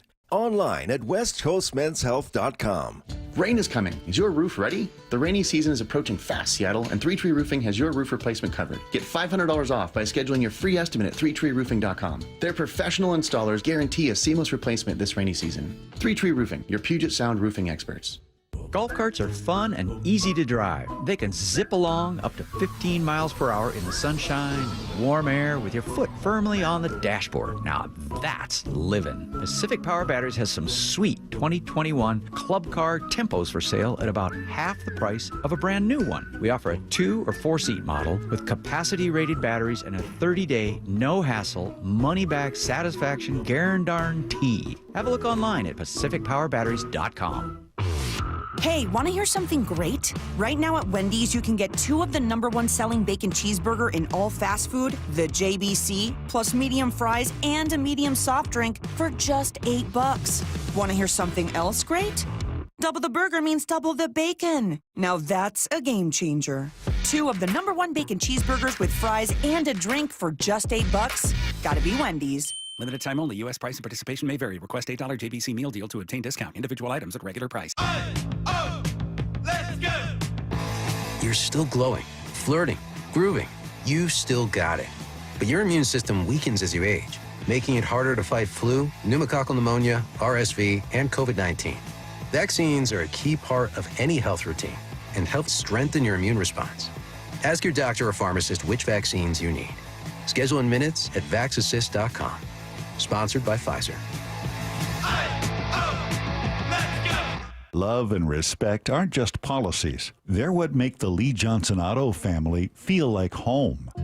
The best managers are really good observers and communicators. Listen to your team, whatever they have to say, even if it's right, wrong, or indifferent. For me, that's kind of everything. I like to have my team feel like they're part of something. They can contribute to the growth of this place. The Lee Johnson culture to me is empowering all of your employees to do the right thing because it's the right thing to do. For me personally, started with Brett and Todd.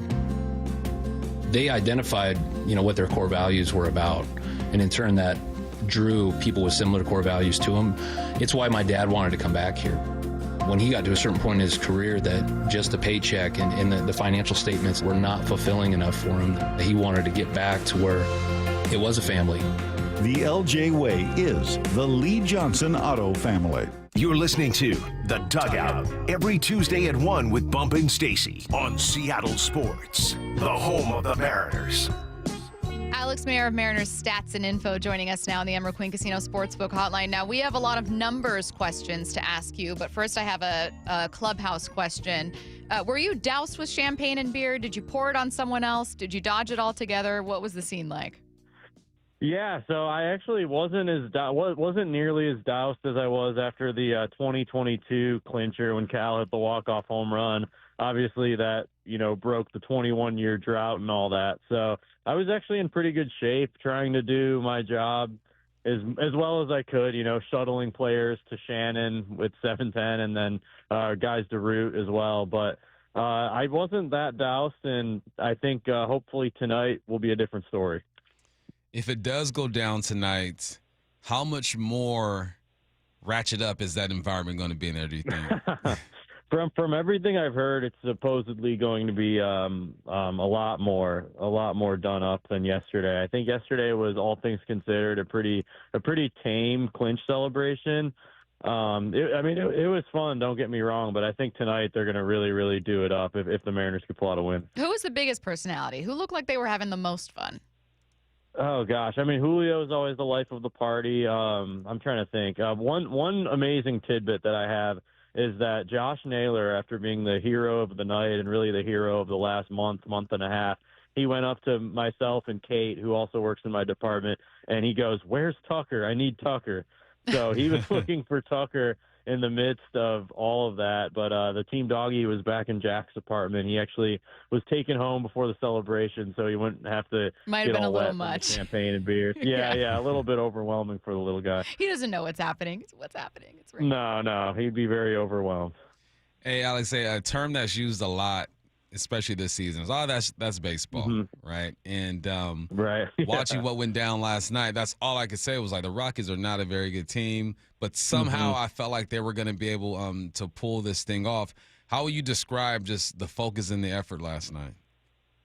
Yeah, no, well said. I guess there's a reason they're 71 games below 500, right? They have a difficulty finishing games. They were up 3-1. Their bullpen couldn't hold it together.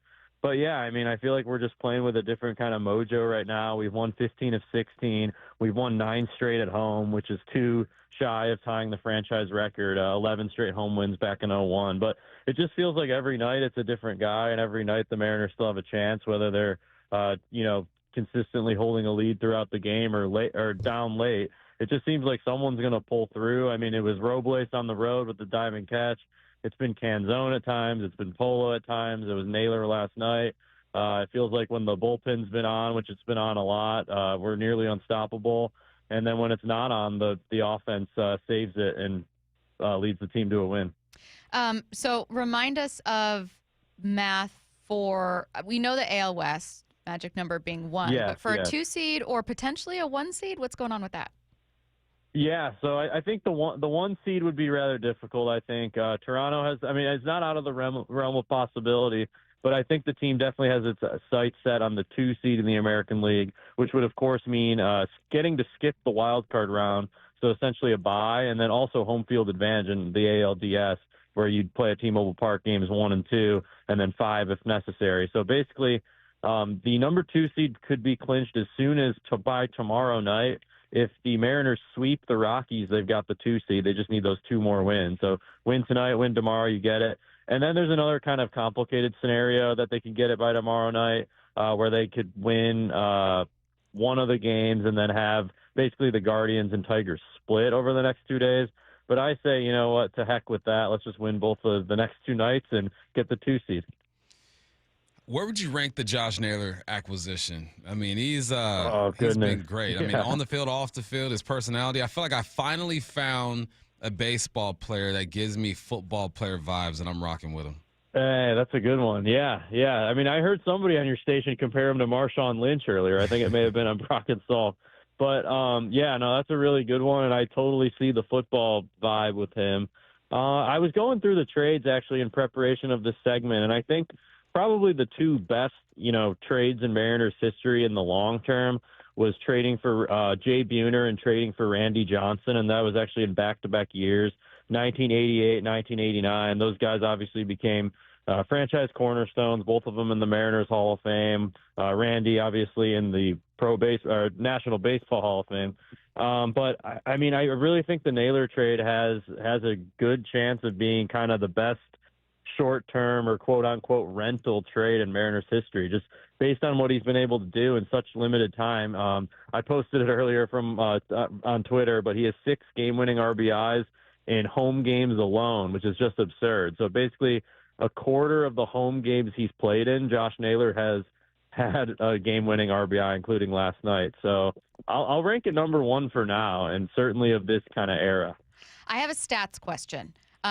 Please. As the MVP conversation has been heating up and odds are dead even right now between Aaron Judge and Cal Raleigh, I've seen a couple arguments that, Cal Raleigh's defense is down this year or it's not as good as it was. And I was thinking back to a separate conversation I'd had with you just about stats in general. And you'd mentioned some of the flaws sometimes with how we try to measure defense. Specifically when it comes to catchers, what are some of those oversights that you feel like, hey, you're just not going to be able to accurately measure this? Yeah, it's difficult just because there's stats that contradict each other, like maybe a player is high in outs above average and then he's low in defensive runs saved or vice versa. I look at the catcher framing runs. Cal has, stole more pitches than not, like compared to league average. I think when you hear like, he's having a down year, it's just based on his, literal platinum glove winning season from a year ago. So that's not as much of a concern with me. I think in the whole, I guess a little off topic, but same idea. I think in the MVP conversation, it's definitely worth valuing what he's been able to do from both sides of the plate. Like Aaron Judge, not taking anything away from his 2025, but, he only hits right-handed, and Cal has 20-plus home runs from both sides of the plate, and no player's done that in the history of baseball. So I think that's almost an overlooked piece of the MVP equation for me. What's Dan like during celebration mode? Because he seems very reserved and very calm. Does he let loose a little bit? Yeah, I think it's really cool, kind of the access that we give post game. I think it was mostly captured on social media, and the writers got to do stories on it. I think Dan is. I don't think he's the type to go completely wild or anything like that, but he's definitely extremely excited. But at the same time, kind of gives off a still reserved vibe when he speaks with the team. I was actually, last question, follow up to when Bump asked you about Naylor, his impact at the trade deadline. Given that you are in that clubhouse and around the team all the time, what's his impact in the clubhouse? It's such a short period of time. Initially, maybe it's just a very stoic face, but I thought, maybe is he not going to love it here? Is he unhappy? But he seems to have really acclimated and even become a leader there. Is that what you see? I've totally seen it that way. It seems like he's really immersed himself into the clubhouse, into the city of Seattle as a leader and as a beloved player. And in terms of his relationship with me and my group, he almost couldn't be more accommodating. He's extremely kind, always says hello to us. One of the cool things about last night, or really any clinching scenario, is I was telling players, including Josh, hey, congratulations, man, awesome. And they say, hey, you too, congrats to you too. So it's kind of cool. While we do, 0.001% for the organization as these players do on field, it's cool to hear that recognition from them. Awesome to hear. Alex, thank you so much for your time. Thanks, Alex. Thank you, guys. All right. Thank you again to all of our guests, Aaron Goldsmith, Alex Mayer, obviously, and Mariners insider Shannon Drayer for joining us on the Dugout. Wyman and Bob coming your way next on your home for the Mariners playoff run, Seattle Sports and the Seattle Sports app. Playoff berth? Check.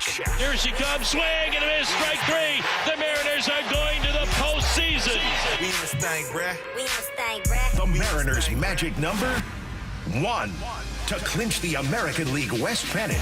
And the fans are going crazy here at T-Mobile Park. Tonight, the Mariners and Rockies at T-Mobile. First pitch 6:40 on the home of your playoff-bound Mariners. Seattle Sports on 710 and the Seattle Sports app. I had pain. I had numbness in my feet.